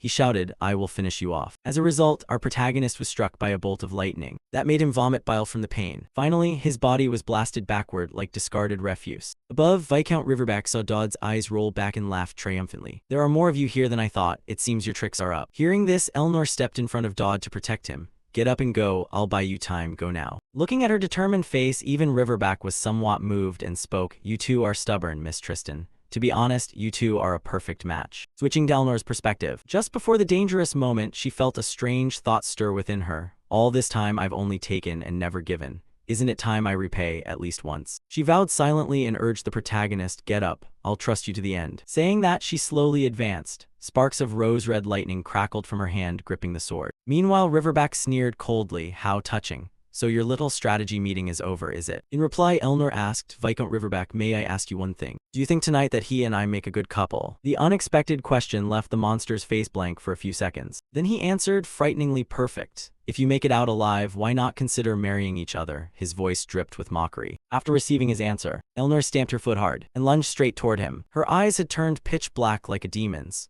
Immediately, Elnor drew her leg back and unleashed a kick that knocked Riverback off balance. Before he could regain his footing, Elnor launched a flurry of slashes at lightning speed, leaving the huge monster howling. Finally, Elnor unleashed a new technique. She swung her sword, releasing a terrifying surge of energy that sent Riverback flying backward. But the assault was far from over. Moments later, a powerful force struck down from the sky onto Riverback, shattering the ground around him into fragments. After that blow, the monster coughed up blood. He scanned the spot where Dodd had been and found no sign of him. "That bastard Dodd, where did the rats run off to? What else are you hiding?" Riverback roared in confusion and sped off in a direction, the scene cutting to the city interior. By now, the chaos Riverback's monsters caused had been eliminated by the Academy professors, who had the situation under control. Professor Conrad looked around, saw no more monsters, and nodded, "Looks like it's all cleaned up." Not far off, the swordswoman Elijah chimed in, "Good thing the heads of departments were here. If even one was missing, we'd be done for." Above, head of Magic Purse agreed. "Right, good thing we followed Dodd to follow that Roz. That guy kept telling us to just have dinner nearby. If we hadn't been present, things would have been terrible for Elnor. Could this all be coincidence? Coincidence to such a terrifying degree? The more he thought about it, the more Uncle Conrad felt suspicious. Back to the protagonist's position. His body had just recovered after the monster's attack. He thought to himself, all right, Talion, well done. Phew, that really hurt. Elnor, hang on a bit longer. Just as he thought that, Elnor's body flew past right in front of him. Behind them, Riverback's cold voice rang out. Miss Tristan. Student Dodd, you still have unused tricks, right? If you have nothing left, it's time to die. As he spoke, he fired a bolt of black lightning that pierced Dodd's body, causing fresh blood to spurt out. Everything happened so fast that Elnor couldn't react in time, and Dodd took the hit. In that moment, as she witnessed it, the scene seemed to collapse into stark black and white. Back in Dodd's view, the attack had left him in considerable pain, but it didn't seem fatal. He clenched his teeth against the pain. At the same time, the system issued a reminder. Enchantment of the mind activated. The message felt fragmented, but Dodd sensed something. He hastily looked up and saw that Elnor's appearance had completely changed. A pair of demonic horns had sprouted from her head. The aura around her was utterly alien. The demon within Elnor had truly awakened. Returning to Dodd's perspective, the moment the demon manifestation within Elnor appeared, he immediately registered the situation, thinking to himself that part of the system had been disabled and some abilities were being nullified. This was an incarnation through Elnor's body, the shard of the Grey Fiend. At the same time, as if sensing Dodd hadn't been unlucky enough, the system announced, deadly charm easily attracts favor from those of evil inclination. The more extreme the inclination, the stronger the effect. With this notification, the Grey Fiend slowly descended before Dodd. She gently raised her hand to touch the spot on his chest and murmured some strange words. Suddenly, a dark energy began to gather over the protagonist's chest. It healed his wounds while leaving a mark on his chest. The system notified, you have received the Sate Seal, effects unknown. Seeing this, Dodd's eyes went vacant. He thought to himself that the time on the wound had been rewound. A being this powerful in the world being so friendly felt strange. No matter how the future changes. For now, he'll take whatever is necessary. The pressure was so intense it felt like his brain would short-circuit. He felt as if his flesh was burning from the connection to this entity. I'll copy a necessary skill right now, and I'll definitely need it later. With that thought, Dodd didn't hesitate for another second. He used the skill copy reward he'd received earlier to copy a skill from the Grey Fiend. Whether sensing this or not, the fiend clapped delightedly. Then she said something to Dodd. When her words ended, time which had been frozen began to flow again. Above, the fiend roared, scattering into dust. Dodd. Accompanying the shout, he unleashed a destructive bolt of lightning, firing straight downward. It caused a massive explosion. Smoke and dust billowed everywhere. After unleashing that ultimate move, Riverback himself felt a bit spent and panted heavily. However, when the smoke cleared, all he saw was a large lake shattered into fragments by the lightning strike. But he saw no sign of the protagonist. This made the fiend mutter irritably, that one disappeared again. At the same moment, Dodd's figure suddenly appeared above him. Riverback sensed something and spun around, but it was already too late. At that instant, the protagonist's attack struck him. It sent his body flying like a cannonball, plummeting straight down. His impact immediately created a huge crater on the ground. What astonished Riverback most was Dodd's current strength. He yelled, what the hell is this? When looking at the protagonist who had just descended from above, he looked like a superhero. When he faced Riverback directly, the system issued several glaring red warnings. Emergency situation. The system assessed this as a direct life-threatening danger, applying absolute emergency level X. Activated the new skill King of Pandemonium for 5 minutes, granting absolute advantage against all enemies with demonic attributes. At this moment, through the eyes of the vassal Riverback, Dodd was in an extremely strange state. A high-level demonic aura radiated from him, and his eyes had turned completely black. Just sensing the power Dodd emitted was enough to make this big guy break out in a sweat. He screamed like a madman. How could a maggot-like creature do that? The prophecy about this word still hadn't fully left his mouth. Dodd dashed forward like a gust of wind. He landed a punch squarely on the demon's face, sending his massive body flying far away once more. Seeing this, Dodd exhaled and said, round 2, come on. In the distance, Count Riverback lay in a large crater where his body had collided with the ground. His face still dazed. He couldn't understand why Dodd's power had suddenly increased so much. He slowly sat up, glanced at Dodd as the aura emanated from him, and thought to himself, why? Using an upgraded version of the very skill I possess, the power I've twisted my body for years to obtain, yet that ragged nobody has mastered it so well. Unfair, truly unfair. The more Riverback thought, the more an invisible rage rose within him. Black chi flowed from his body with a terrifying killing intent, seeming to take on substance.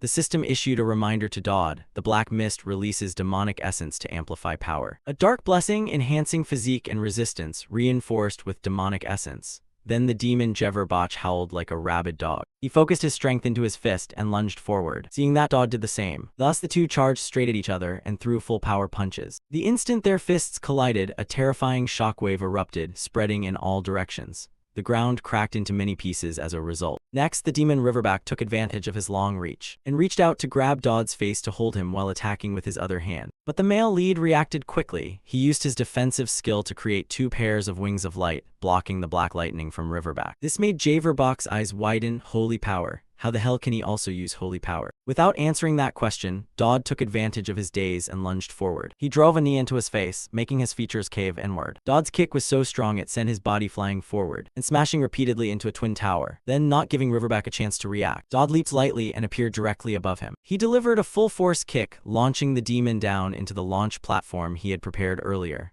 At the same time, the skill he had copied from that gray she-demon expired. However, Dodd had prepared everything. At that moment, he pressed the start trigger of the catapult, causing Riverback's body to be hurled forward. "Dodd, you bloody bastard," he shouted, and Dodd mocked him since that's all he could spit out. "Don't you have a cooler final line?" Then, as if from nowhere, Dodd produced a cannon and fired straight ahead. The powerful fire it unleashed began to burn Riverback's demonic body to pieces. Before he died, he finally understood everything. Could it be that all of this had been part of his plan from the start? Thus, after Riverback's body was reduced to nothing, the system issued a congratulatory notice. Main quest completed. You received 1 essence of evil and 1 hero shard worth 5,000 points. Hearing the notification, Dodd sighed. Did I really get all this? Looks like rewards scale with difficulty. Normally you only get to choose 1. But anyway, now I have 2 items that could even bend the storyline. At that, he noticed Elnor was still injured somewhere and hurried to search for her. But Headmistress Adelante's voice sounded right beside him. The student council president is safe, but more importantly, that was insane.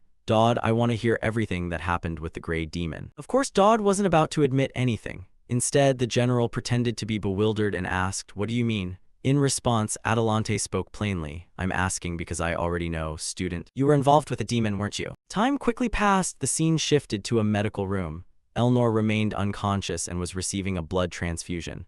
A voice asked, "Is the transfusion ready?" Another answered, "Not yet, but nearly." "What's her current heart rate?" "Below 50 beats per minute, damn it. Why hasn't that cleric arrived yet?" Hearing the frantic noises around her, Elnor's eyes slowly opened. While she awaited recovery, Dodd and Adelante had a serious conversation.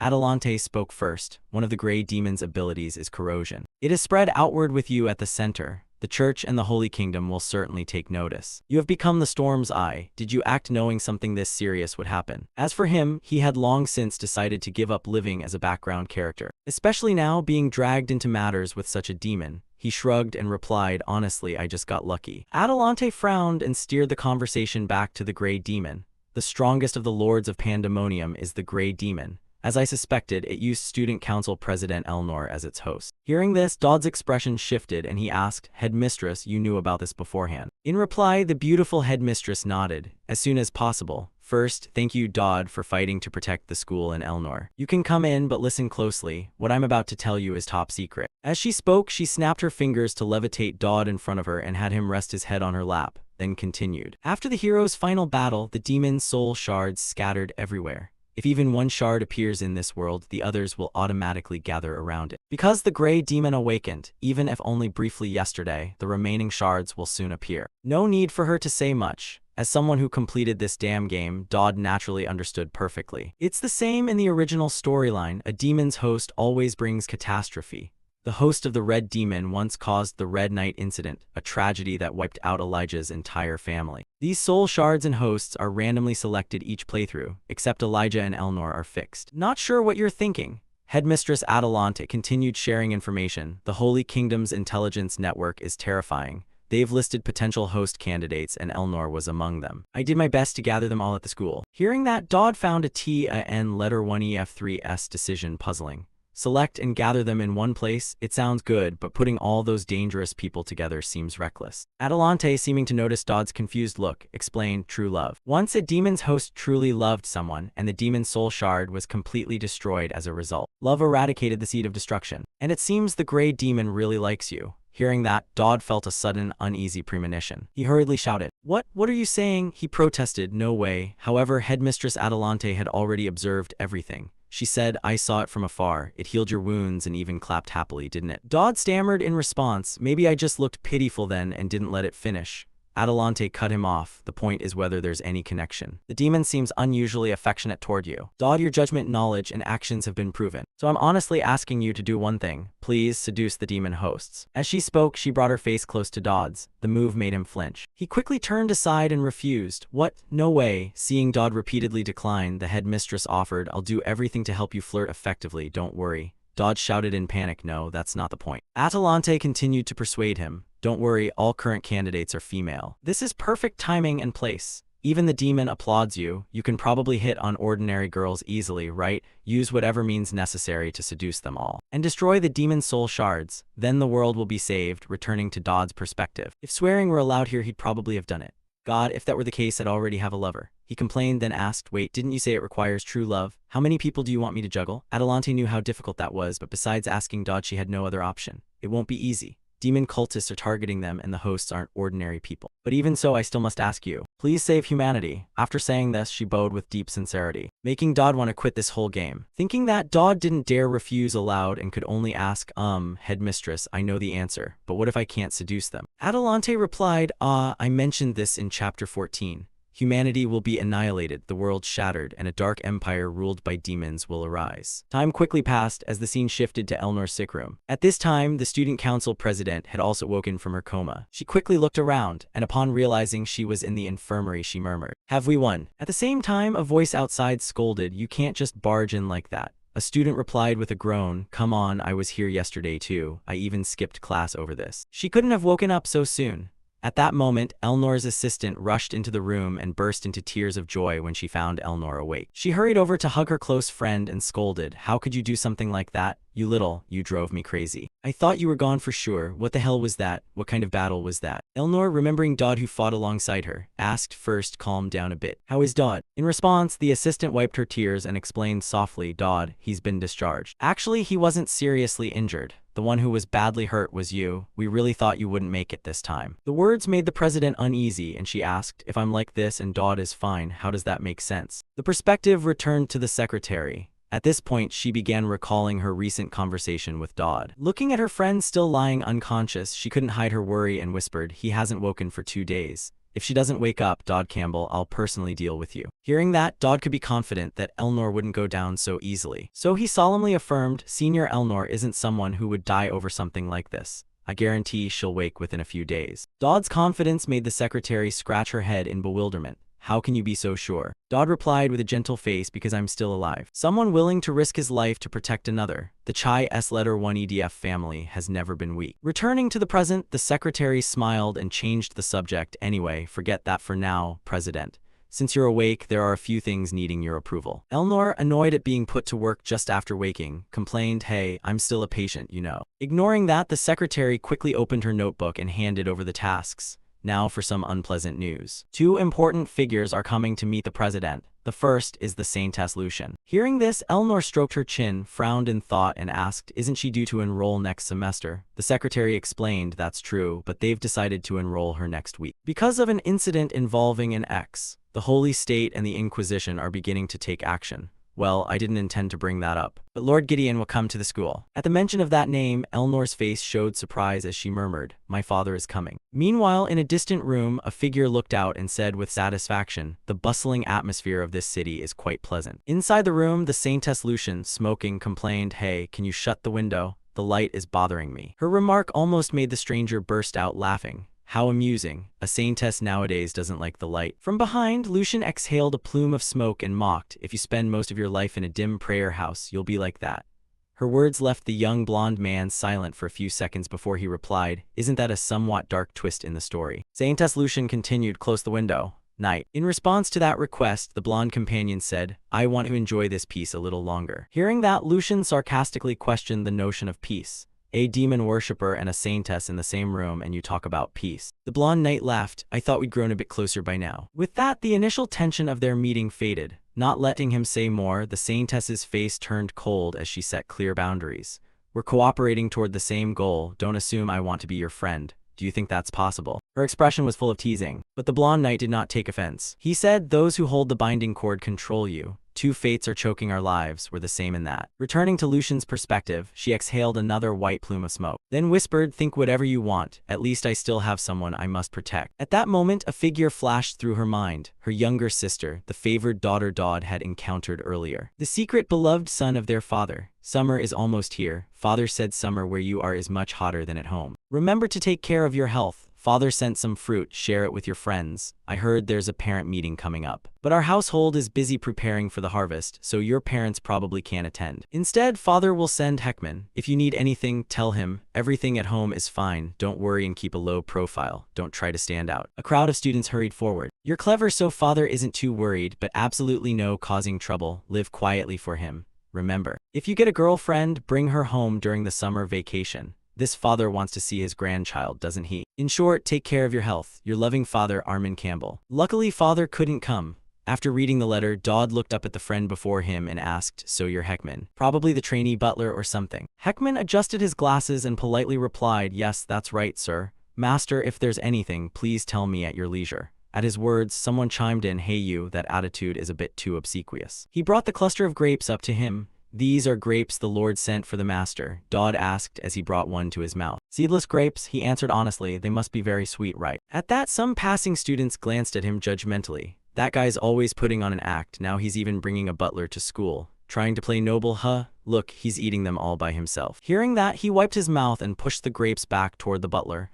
Heckman, we need to pretend to be friendly like buddies here. Do as I say and finish these for me. The sudden request flustered him. He bowed, took the grapes, and complained, yes. Dodd then said, you'll probably be a trainee butler your whole life, huh? All right, enough, now is not the time to relax. The principal's words were truly unimaginable. At this moment, Atalante's words surfaced in his mind. Charm all the demon vessel candidates and save humanity. The system displayed a notification. Elnor Tristan, affection level stage 1, mission activated, hereditary curse will appear in 7 days. Gideon Tristan, curiosity level stage 1, mission activated, hereditary curse will appear in 7 days. And in his head he thought, forget world peace for now. The immediate missions are the ones to worry about, but things didn't stop there. The system reappeared. Main mission Chapter 2, the king's demise will appear after the Chapter 2 boss fight. That's the real problem. We need to plan ahead for the boss battle. Wait, by the original rules, I never even met Gideon. What should I do? Back in reality, Heckman looked up at the sky with a satisfied expression.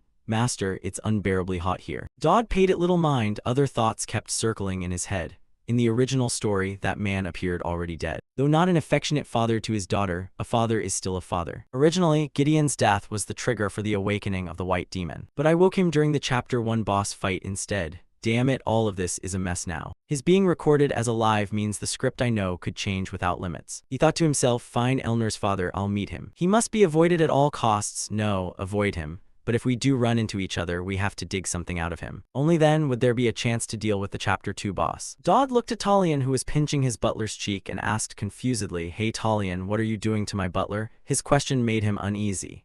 Butler, I thought he was being bullied or something. Can someone like that even do the job? Dodd pointed at him and said irritably, because you touched my butler, I'm borrowing your sword for a day. This sudden declaration surprised him. Huh, why? But then he immediately knelt and offered his sword. Such an unexpected honor, Dodd, please take and use it. He couldn't escape his own embarrassment and quickly explained, no, I'll return it. Not long after, our protagonist Dodd went to ask Elnor for a favor. Elnor glanced at him with amused interest. Interesting. You enrolled in theology and now you want me to teach you swordsmanship? Dodd raised his hand and began to explain. After that demonic incident, I realized many things. I realized that relying solely on holy power leaves you too weak in physical combat. So I want to learn the Chai S letter 1 EDF swordsmanship, even if only the basics. As he spoke, he thought privately that, thanks to an innate boost in goodwill toward the wicked, Elnor would keep getting involved with him for a long time. She bowed her head slightly and smiled with disdain. That's the first thing you've said that sounds reasonable. If it's a constructive request from a junior, I'll help a little and see. Watching her draw her sword, he thought to himself he must use this chance to copy her techniques as much as possible. To build ties with Gideon later, there may be no path other than swordsmanship. Suddenly a voice rang out. What a rare sight this is. The busy student council president has spare time and refinement. Elijah approached from afar, offering private tutoring. Elnor glanced back and said she'd already asked him. Hearing that, she looked at him and asked, is that so? But the president specializes in single sword style. Dodd here uses a single sword. He raised his hand, forced a smile, and explained, it's fine, single sword or whatever, it's all the same. At his attitude, Elnor glanced with eyes full of killing intent. The type of sword doesn't matter, who teaches you is the core issue. Elijah sighed softly. Exactly, so if you're experienced as an instructor, teach, it makes much more sense. Hearing that, her face immediately darkened as she looked toward him. Was he implying her swordsmanship was superior to mine? That junior has no way of beating me, Elijah said as he placed a hand on his sword and stepped forward slowly. They moved toward each other, trading words. But I'm sure the Chai S letter 1 EDF sword style has a flaw. Then show me that flaw, okay? On the condition you don't use your power. Seeing the situation worsening, Heckman suggested, Master, isn't this what people call a duel? Elijah raised his sword before him, eyes resolute. The Tristan family's power must not be used, Madame President. Elnor stood opposite, her gaze cold as it fixed on her. I want to see how far this goes. Dodd, hearing their words, was alarmed. You were going to teach me, so why are you two charging at each other? Heckman at his side could only force a smile. Apparently they've been itching to clash for a while. Elijah lunged with his sword, then allow me to instruct. Faced with his haste, Elnor barely reacted, lifting her eyes in a casual motion. As the blade neared her throat, Elnor gave no response, only watching in silence. A cold flash lit Elijah's gaze. Unexpectedly, she raised her sword to block his strike. Elnor braced her arm, trying to hold it as firmly as she could. After gaining momentum, she quickly surged forward and shoved him away. Witnessing that power left her a bit astonished, too fast, not only fast but also very forceful. What are you doing, Elijah? Letting a demon overpower you? Suddenly Elnor's eyes widened in great surprise. Elijah was no longer at a disadvantage, and immediately pushed back. Elijah withdrew his sword, watching with extreme caution. Elnor feared her clan was a demon clan. No matter how noble the bloodline, sooner or later it would be seized by demons and driven mad, whether you wanted it or not. At the same time, in her mind, she recalled the scene she had witnessed as a child. Seeing the desolation before her, Elijah looked as if he could hardly believe the reality. Returning to the present, her gaze grew cold. After all, she was merely a sacrifice to the demons. She slid her foot back to gain momentum. She unleashed her power. A blazing red flame enveloped her sword. With momentum gathered, she immediately surged forward and attacked. Seeing the streak of sparks hurtling toward them made him and his butler stare in astonishment. And a huge question mark seemed to appear in Dodd's mind. Elnor remained utterly calm, watching her movement, struggling to control what could truly be called emotion. Then she leapt in front of him, intercepting the attack. Flames seemed to subside gradually. Elijah looked at them, eyes both astonished and remorseful. Sorry, but Heckman was so terrified he foamed at the mouth and fainted on the spot. Dodd was utterly amazed, studying them. Is this human reflex faster and stronger than before? Could it be starting to fuse with the shard already? Elnor, seeing them silent, watched as Elijah tried to explain. I went too far, I'm sorry. President Elnor looked at her and slowly advised, your swordsmanship isn't bad, but as a candidate champion, you need to train things beyond swordsmanship as well. You can't have teammates getting injured, right? Realizing she was completely wrong, she stopped being stubborn and bowed in apology. Yes, Dodd, I'm sorry. Seeing he had regained consciousness surprised her. Where did it go? In the Great Forest. Seeing Elnor's condition, there was no time to delay. If she stayed careless, it would be ruined. She had to risk everything and grow stronger. After all, I never intended to become a pure swordsman. To survive, holy power is essential. Not only swordsmanship, but also divine power must be improved. And to do that, Uriah was intently eating an apple. Suddenly, his voice rang from afar. How have you been lately? You look all right. She looked at him in surprise. He is Uriah Greyhaunter, the Saintess's blood sister. Now it's your turn to help me. In the deadly space, a strange voice echoed. Still longing for someone to come rescue you, or hoping someone will become your friend, will only make your suffering worse. You must realize that soon. Hope is merely the overture to despair. Accept it like your sister did. Bright red drops of blood fell straight onto her face. Everything around under her eyes began to dance. It seemed Uriah was falling into a deep pit of despair. A cold gaze looked down at her and a voice said, you are nothing but a cursed sacrifice destined to be lonely until death. That is the path to protect everyone and also your mission. A dark space seemed to be gradually swallowing her. Uriah jolted awake from the nightmare, drenched in sweat. She found herself lying on a white sheet, her face still sunk in fear. From above, a beam of light shone down where she lay. Uriah reached up and plucked an apple from the tree. Then she slowly ate it bite by bite. When finished, she now pushed the basket of red apples aside. While chewing, she glanced to the side. Dodd stepped up from behind and asked, how have you been lately? You look like you're in good health. Hearing his voice, she immediately turned her head. A chain suddenly appeared. Uriah grabbed it in her hand and quickly attacked toward him. Dodd drew his sword up, then swung down to block her attack. Why did you step into my attack range? You knew it was dangerous. A smug look crossed his face as his sword slowly revealed itself. Not stopping there, Uriah spun the chain skillfully, and Dodd was no slouch either. He dodged just like that. Seeing she still wouldn't stop, he kept pleading in his head, please back off, I told you to back off. He used his sword to push the chain away, then slid across the ground. Dodd glanced to the side as the chain suddenly whipped back toward him. Startled, he immediately fell over. Dodd sighed tiredly and looked at Uriah with a look of admiration.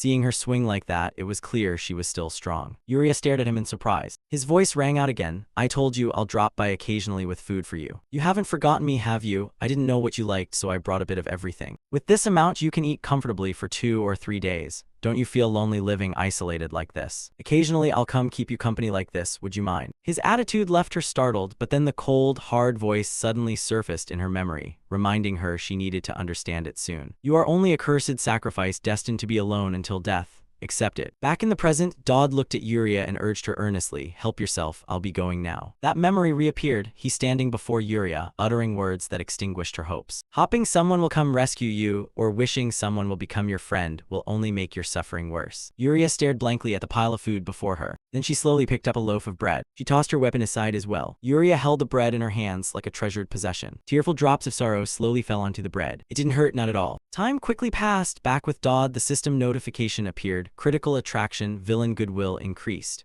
Yuria Greyhaunter interest level, stage 1 reward available. Dodd jolted awake in panic. What now, after only a few days with her and already stage 1? Might as well check the reward. The system displayed. Swordsman focus skill B rank, increases reflex speed and combat accuracy. He slowly opened the tap. Not bad, combined with the 1,000-pound hair trick it would be very effective. He also thought, wait, is that brat Heckman still asleep? What a useless layabout. Parents, nobles, royalty, and merchants will all attend. I've been training hard with Yuria because today the system board shows the Chai S letter 1 EDF sword style, weapon agnostic, can now occasionally bypass defense at a low rate. He turned his head and called his late-rising butler. Heckman, and the sleepy-faced man slowly replied, I'm up, sir. Dodd quickly fastened his last button, face full of excitement. Today he only needed to impress one person, and he thought to himself that Gideon Law Tristan, a sword genius, didn't appear in the original story. At the same time in town, the armored man looked toward the old man and spoke a request. Commander, if the ground is uncomfortable, please step onto me. The old man replied, it's fine, every so often one should stroll in the countryside like this. Nearby, a few people approached with eager faces. Word has it the Holy Emperor's realm is coming this year. Could it be true? That splendid cavalry we saw earlier, wow, maybe it's real. The Holy Emperor's realm is indeed participating. Hey, our son is competing. He entered school as second place, how could he not take part? On the stage, after seeing everyone had gathered, the MC began the introduction. Ladies and gentlemen, parents who have traveled from far and wide, welcome.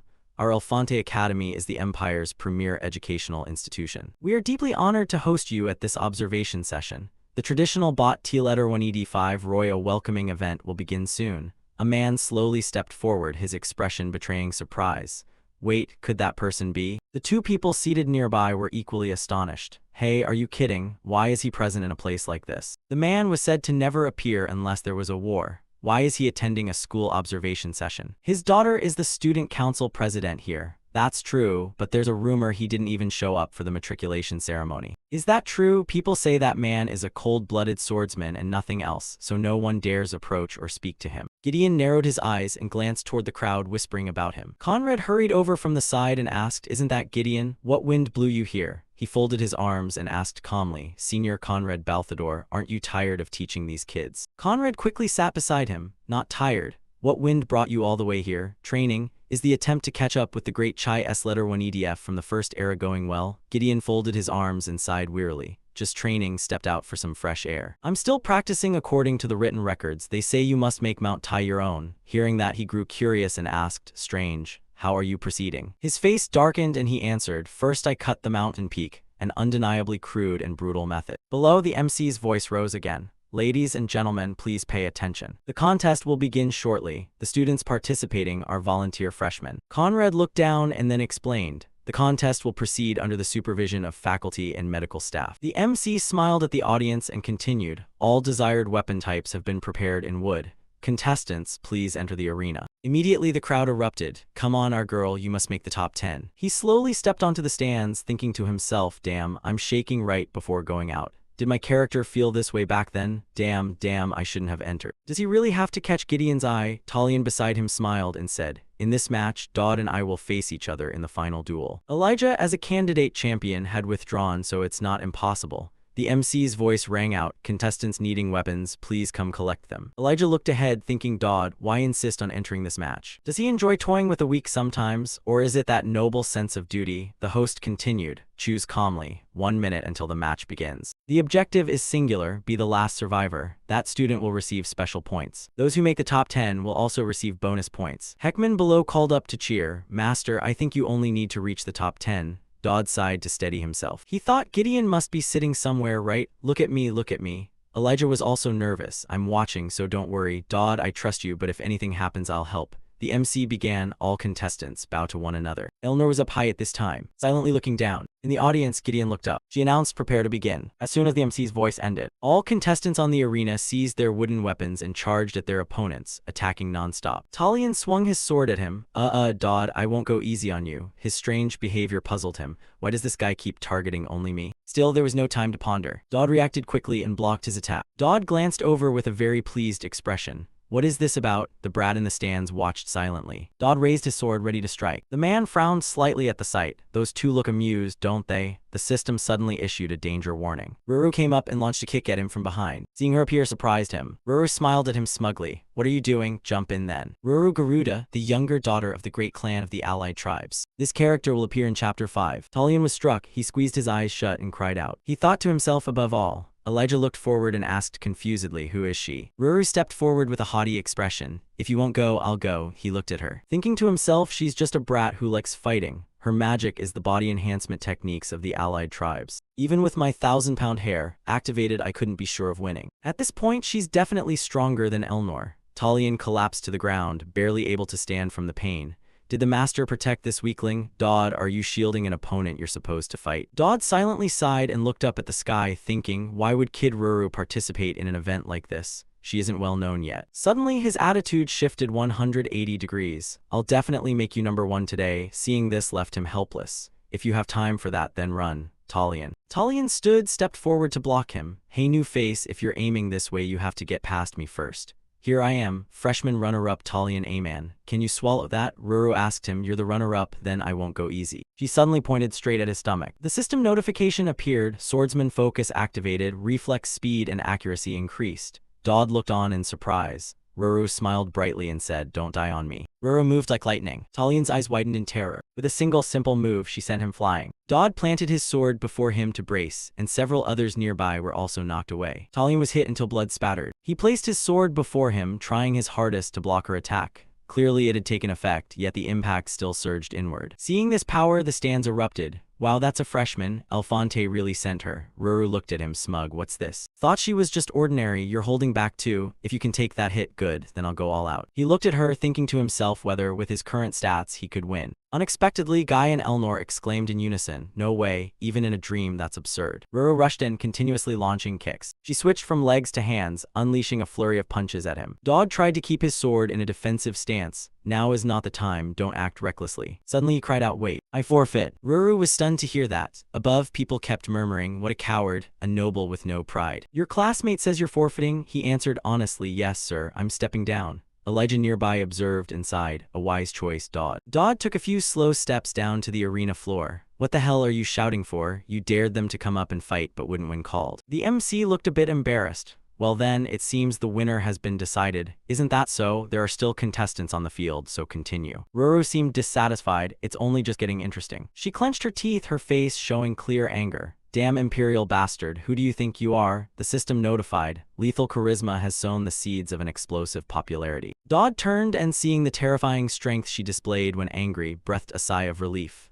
Running was the right call. Who forbids forfeiting? Suddenly, a bubble-like bag appeared from nowhere and covered his head. When it was removed, he found himself in a different room. Beside Gideon, a strange voice spoke. "Dodd Campbell, what is your relationship with my daughter?" Hearing that startled him. "Wait, I'm not mentally prepared." Dodd sat up straight, looking a little anxious. "She's someone who's helped me a lot during school life, just a friend." Guy sat nearby, leisurely sipping tea. "You learned swordsmanship from him?" Dodd widened his eyes in shock, watching. Calm down, stay calm, only then can the plan proceed. He then replied, no sir. The man added, so who did you learn from? Tristan's swordsmanship. In his mind he thought, as predicted, great Lord Gideon had recognized it. Then he spoke up, so you noticed. In response to his question, the man asked back, the foundational lineage of the family's swordsmanship. How could I not recognize it? Answer me, who did you learn from? Dodd frowned, calculating carefully, absolutely must not show nervousness. The man before him was like a blade, reveal a flaw and everything would collapse. Then he answered cautiously, someone even the great lord knows. The sword emperor is so prodigious, he once visited a baronial family in our rural region. At the same time he silently prayed, please believe me. Hearing that, the man suddenly said, your master taught you? That's an interesting boast. Go on, best way to hide a tree is to make a forest. A small lie requires a bigger lie to cover it. Dodd looked at him and asserted seriously, it's the truth. He also entrusted matters and people to me. Hearing this, the man asked again, entrusted matters to someone like you? He nodded in confirmation. Yes, precisely, he assigned me a task. Great Lord Gideon Law Tristan asked me to teach swordsmanship on his behalf. Gideon slowly turned his head to look at him and asked, and this was at my master's request? He answered, yes, that's correct. At his confirmation, the man's face immediately darkened. Can you be held accountable for those words? He replied without hesitation, I can. Gideon, hearing this, did not refuse and immediately agreed. Very well, very well. Can you be held responsible? I don't really know, I'll just have to trust the power of the original work. After all, this is also my first time meeting him. Among all the players, I was the only one to meet Elnor's father first. There are countless rumors, but his strength is beyond question. This person is evaluating me, and rightly so. Suddenly, someone crawled out of nowhere, spouting all those unreasonable claims. It's understandable. But this pointless silence is really annoying. Gideon pointed his finger at him and asked, you won't block it? Hearing the question, he was stunned. Huh. His eyes narrowed, a cold, murderous gleam flashing. You're dead. The wooden table and the teacup on it suddenly split in two. This is the invisible sword, an ability that slashes without a blade. The final, ultimate skill in the knight's skill tree used so effortlessly. Seeing this, his gaze turned horrified and speechless. Gideon pointed at the table, another one dead. Truly terrible. Against an opponent who can't even react in time like this, what could I possibly learn? He recalled the earlier scene and thought, indeed the knight's swordsmanship is the strongest in the empire. It was said to have pierced dragon scales, but it isn't complete. Dodd pointed to the ground and asked, as formidable as the rumors claim, Lord Gideon, if it's a perfected technique, shouldn't some motions be omitted? Isn't that how it would be? Hearing his question, Gideon was somewhat surprised. What do you know to dare say that? In his mind, he recalled, I'm just bluffing because I know everything. The journal found after Gideon's death in the original work recorded the entire process of how he became so powerful. It covered details about his master, his family, and everything. He turned his face, a worried look flickering as he glanced at the man, about the goal the Lord wished to achieve. I've heard there's such a thing. At his words, Gideon frowned thoughtfully. He added, to break the family's curse, there is one thing that must be cut. At the same time, Gideon recalled his master's admonition. Disciple, cutting the sea with your teeth is easier. Then you will begin from the sea. Back in the present, his voice rang out, the rotational force is the key. At the moment the mental image forms, the sword's path must be drawn perfectly with the rotational force. Try channeling a bit more into it. Gideon did not respond, and sat in silence with his eyes closed. Honestly, I don't really know what this thing is. I'm just recalling what Gideon wrote in his journal. Advice his future self had given to his present self. The rest is up to him. Suddenly large cracks appeared in the ceiling. A beam of blazing golden light flashed in the space. Gideon stared up at the source of the light in astonishment. He stood facing him, suspicion clear in his eyes. Who exactly are you? Unfazed, he smiled and replied, I'm simply someone who wishes Lord Gideon to become stronger. At the same time, he thought to himself that this way the Lord wouldn't die and Elnor wouldn't be corrupted. Besides, it's already obtained. The Tristan family's Fung Distro Kletter 1EB7C immunity privilege. No matter what they do, they are not subject to legal judgment. This is a one-time authorization document written by Gideon himself. Gideon currently serves as the Empire's Shadow Minister, the one who handles the royal court's dirty work in the shadows. His status is no different from a dog with a collar. In any case, this pardon will be very useful for proceeding with Chapter 2. The system notified lethal charisma, the number of villains with favorable impressions has increased. Skill enhanced, the more villainous recognition the fate attraction skill gains, the greater Dodd's rewards. In the room, Dodd pointed at the letter, eyes somewhat astonished. This can be enhanced too. The system kept popping up, received enlightenment from Gideon, his butler was still blissfully asleep. When an enlightened one awakens a villain's ability, they receive a similar power. The added ability can be used identically for a time. Seeing those system messages left him a bit puzzled. What kind of skill is this? Gazing at the light through the window pane, he murmured inwardly, perfect timing. This ability will add wings to what I'm about to do. A moment later, Dodd looked at the letter, his expression a little flustered. After finishing his plan, he immediately closed the book. Is this enough for the upcoming plan? Dodd smiled with satisfaction. It won't be easy, but I've said I'll take responsibility to gone. The Tristan family. I will definitely protect everyone. In class, the lecturer taught energetically, explaining that within every human there is divine energy granted by the gods. This is completely different from demonic mana. Why? Because anyone can use it without being chosen. However, reaching a level where one can truly wield divine energy takes time. The lecturer glanced around the classroom, and seeing many empty seats, he couldn't help but be disappointed. Is that brat here to sleep or to listen? Why are vacancies increasing like this? Haha, damn it. It's all that bastard Bach's fault, bringing monsters to school or zombies, whatever, screw him. A devil worshipper like that is beyond the limit. Besides, this semester's litters of students are unbearable, all rebellious. Some even dare strike the professor's head. No one yet knows things between me and Jay Verback have soured. She'll endure a bit longer and then quit. Right, just quit already, after all, it's here. He spoke up. Do you have a question? How does one cultivate divine energy? This made him furious, that smartass. Seeing his students uninterested in study, he asked irritably, divine energy or whatever, use it continuously and your proficiency will rise. Is that even a question? Dodd propped his chin on his hand and replied casually, questions are still good, sir. Hearing that made the lecturer furious. The dignity of the lecture was ruined. Looking at the papers in the desk only made him angrier. That bastard, has he always been a thorn in my side? He frowned in annoyance, thinking he should quickly take this stack of confidential information and find a job elsewhere. That way he wouldn't have to see those damned students, and let the stupid principal leave this wretched empire too. Good. Unexpectedly, a loud knock came from outside. Professor, professor. He heard the call and immediately stepped toward the door. These lice-like students are finally leaving. I'll teach you one last time. Opening the door, he grumpily warned that it was about to break, you lot. But as he opened it, a burst of force hit and sent him flying. Outside came a voice, still haven't run away. He turned back angrily and shouted, what? Are you insane? How dare you kick a professor? Eleanor raised her foot in front of the professor and replied coldly, that just now was the door. And the professor is right here now. You lot are insane. One of the two voices rang out. What are you saying, sir? The theology professor. When he came to, he found himself tied to the front chair. Seeing the two before him, he panicked. Huh, what is this? Dodd looked up casually and said, this isn't a joke. We're detaining you now. The more he heard, the angrier he became. What nonsense are you barking? Detaining me? What crime did I commit that entitles you to do this? His voice rang out. You are a spy. Hearing that, he froze immediately. What? Eleanor hurriedly continued, accused of negligence in the monster escape incident. I've reported it to the headmaster. A professor letting imperial students die. There's only one conclusion. Your purpose was never education. Moreover, at Marquis Riverback's house a correspondence exchanged with you was found. Caught out, you still refuse to admit it and keep arguing. Ridiculous. What does that pathetic devil worshipper have to do with a priest like me? I'm merely networking. I'm a victim too. Dodd checked the time and ordered, noisy enough, no time to waste, so confess quickly. Start with the names of spies like you in the school. Hearing that, he snapped irritably, go ask your mother about that. But no sooner had he finished than Eleanor lunged forward to attack. Now will you talk, then begin? He stammered with a bruised face and replied, Guard Badino. Cook Annie. Dodd suddenly placed his hand on his head to heal his poor pronunciation. At that moment, Dodd put a hand on his head and began restoring him so the man wouldn't be too weak and croak. As he began to recover, the professor immediately raised his head and glared at him.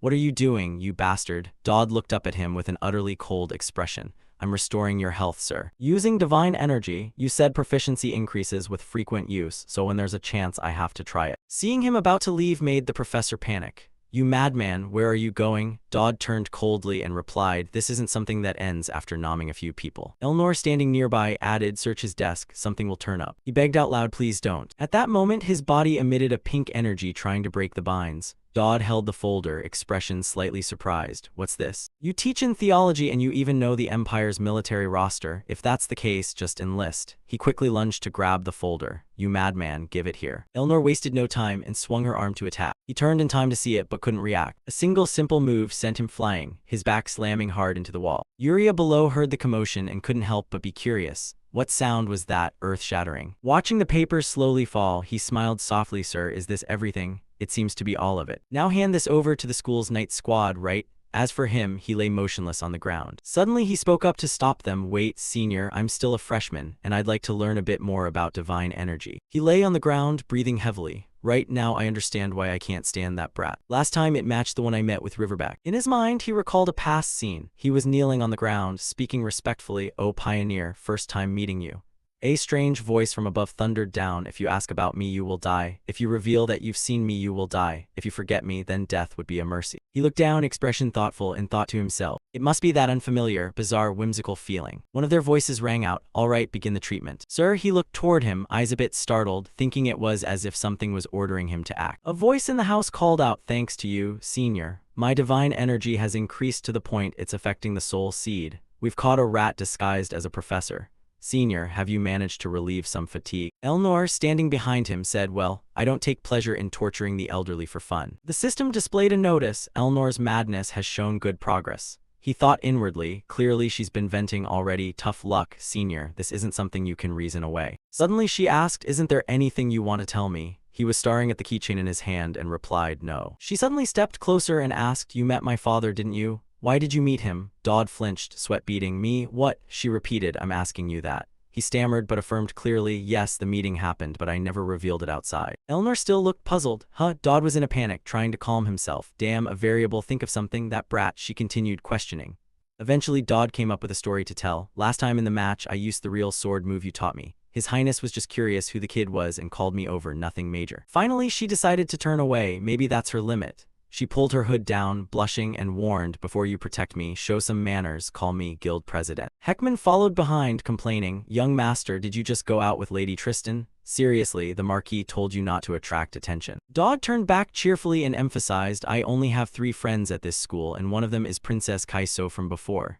Heckman looked worried. Young master, isn't that a bit autistic? Dodd clarified, they're more like complicated connections than true friends. Dodd changed the subject, curious, and you're pretty conspicuous for a butler. Where did you get that? Heckman, holding a half-eaten ice cream, explained they were giving them out for free outside to cheer on the midterms. There were 31 flavors. Dodd suddenly remembered something important. Right, the midterm survival exam, when the soul seed and trial fragments and heroic divine energy shards meet fusion conditions, they can awaken a soul's consciousness. He turned and ordered Heckman, instruction, go taste the remaining 30 flavors and report back.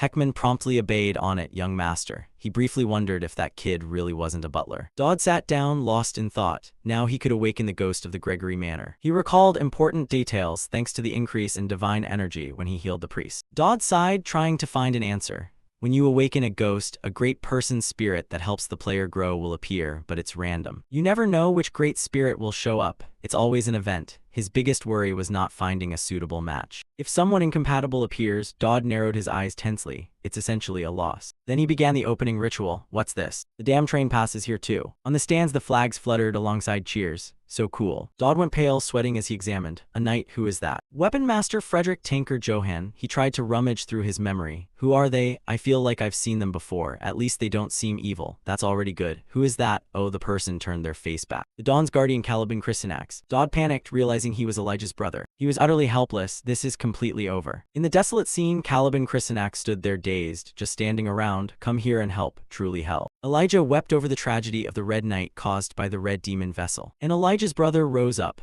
Guardian Caliban, who sacrificed his life to prevent the Red Knight disaster. Caliban Chrysanax became a great hero. He became a hero through that sacrifice. The image of his father. The image of his mother. Elijah cried endlessly. He had said he'd return. He said if she waited he would come back. From that event, Y also followed in his brother's footsteps. But all deaths were just tragedies for their family. On the day they lost all their relatives, Elijah decided to follow his brother's path and become the demon slayer who left her an orphan. The cheers rose, hitting harder. The one who ranks first among you will fight Elijah. When grown, Elijah was awarded the sole Special Class Warrior title of this National Defense Training. Give Elijah a round of applause, the Empire's official commission. The candidate warrior will also be presented. From then on, she became a champion. The teacher was announcing their exam. The midterm will be held fairly in 4-person team battles. Who are the Empire's main enemies? Beastmen and demon worshippers. Right.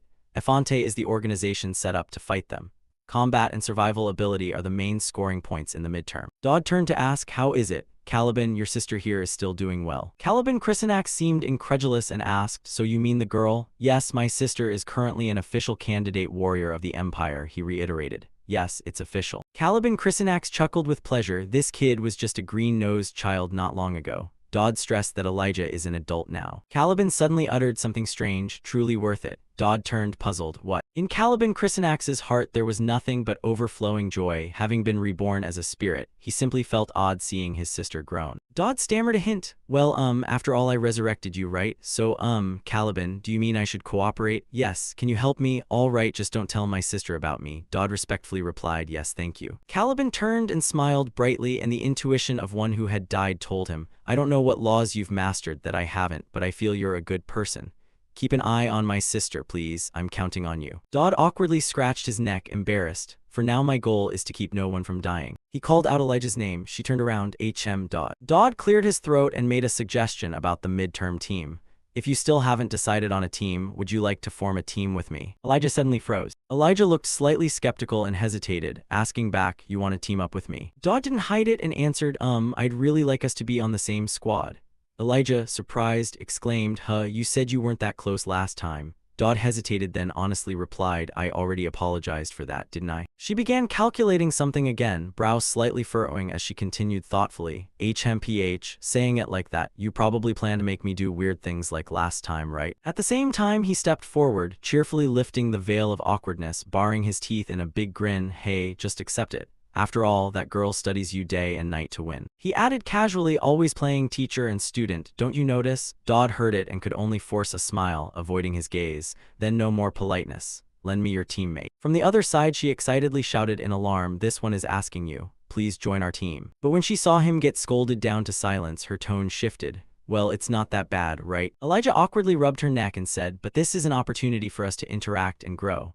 Are you really okay with leaving your friends? It should be fine. Each member of the group is quite capable. In his heart, Dodd understood one thing clearly and told himself, of course, after all, it's the protagonist's team by principle. Seeing him silent, Elijah winked and snapped her fingers toward Dodd. Then teacher and I will cooperate after so many days apart. Dodd leaned over decisively and looked at her to refuse. We're forming a team here. Hearing that, she seemed to lose all energy and languidly added, we need about one more person. A stunned sound from Dodd reached the luxurious palace outside, catching the headmaster's attention. Dodd regained his composure and hesitantly spoke clearly, you're being so generous, thank you, sir. The headmaster calmly sat in the chair and replied, it's not a big deal. Her eyes showed no emotion as she glanced down. Strange business, the saintess arrives with a knight guardian intentionally coming all the way here. I cannot fathom the monarch's intent. Dodd smiled naturally and answered sincerely, what intent? Lucian can't be locked up forever, right? Taking advantage of this routine diplomatic envoy. The girl stepped forward, recalling Lucian's innocent image, and the headmaster still looked somewhat pensive. The saintess also needs to learn about the world, doesn't she? Hearing Dodd, the headmaster couldn't help but ponder. Though called a saintess, according to my investigation, the more I think the more mysteries appear. She is also one of the demon vessel candidates. Therefore, I have quietly prepared so that one day she might come to Afante. Sending her twin sister Yuria out was the first step, and yet they proactively sent the saintess here. Then she looked back at Dodd. He kept a smile on his face but was skeptical. Why, Pope Credo? The one opposite noticed the doubt on her face and explained, Lewin is a symbolic figure for both the Empire and the Holy Republic. I should say in advance that this was a bold decision, not an easy one for us. Hearing this, the headmaster suddenly realized a hidden motive. Could this drastic action be because of the recent monster incident? Seeing she grasped part of it, Dodd happily replied, there was that incident, and an Alfonte priest was discovered to be a spy. That side cares a lot about that matter. Finally, unclear how the headmaster felt, she asked, wouldn't this chaotic situation be bad for the saintess? She inwardly considered it bait to see who would take the hook. But Dodd answered opposite to what the headmaster expected. No, on the contrary, it's good. Coldness flashed in Dodd's sharp gaze. He spoke through gritted teeth. If one is truly a saintess of the Empire, she must have the courage to face justice and not flinch where evil runs rampant. Instead, we hope Alfonte will assign Lucian. And based on what the headmaster knows of Lucian, she asked further, I heard the school is in the middle of midterms. Hopefully the girl will help train the students. What do you mean? Dodd couldn't disclose everything. He closed his eyes slightly and replied, we'll convey the specific details privately later. Just understand that all of this is for the purpose of eradicating the evil spreading in Alfonte. The headmaster hesitated, studying Dodd's expression, then asked, Your Holiness, are you being sarcastic right now? A loud laugh rang out, recalling Lucian's cold gaze. The headmaster began to lose patience. She coldly reproached, Do you intend to order Lucian, no, the saintess, to do something? Can't we just refuse? Dodd showed no anger and replied calmly, if the saintess volunteers, it's a different matter, isn't it? He merely smiled softly as the image on the orb gradually disconnected. Before vanishing, he said, that girl will surely be useful. When he disappeared, the headmaster rubbed her face in fatigue and sighed with impatience. Damn, she silently cursed Dodd through several lifetimes, so inhumane. The Pope of the Holy City, that old man is as sly as a venomous snake. Then she looked at the mirror beside her. She still couldn't believe she could meet the saintess so easily. Yet the headmaster harbored doubts about the unequal terms he offered, terms that would make her a puppet of the empire. So I'm truly asking you to charm those demon vessels, she thought. At this moment, could Dodd really be trusted? The more she thought, the more annoyed she became. Instinctively, she took out her lipstick while inwardly snarling, "Hypocrite Adelante." Now the headmaster revealed no hint of emotion, her gaze distant and unreadable. If forcing others for one's goals is needed, she is no different. Switch to a different scene. Yuria was washing a cloth by the stream. But Yuria's mind wasn't on the present. She gazed pensively, longing, why hasn't he come? Around her there were only plants and flowers. The silence felt strange, contrasting with her anxious anticipation.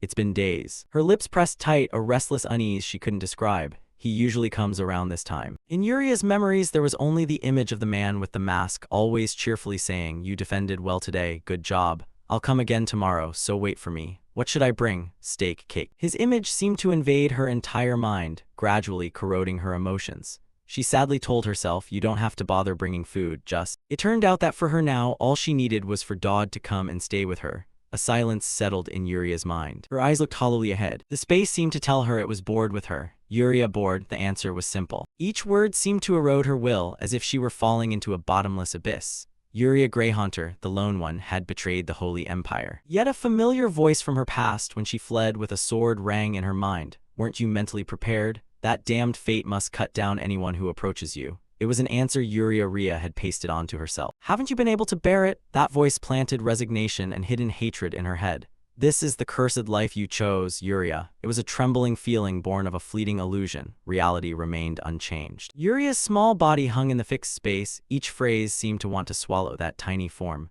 Fortunately alone, it engulfed her unstable emotions. She would be alone forever. In panic, Yuria finally broke free. She clutched her chest, trying to draw in breaths. Questions kept echoing relentlessly in her head. When left alone in an empty forest like this, who will you look for and who will come to you? It broke Yuria down. Those beautiful eyes welled up, that voice kept urging in her mind. Someone who can't even call for help like you. It was trying to seize the gentle feelings Dodd had given her. It could succeed.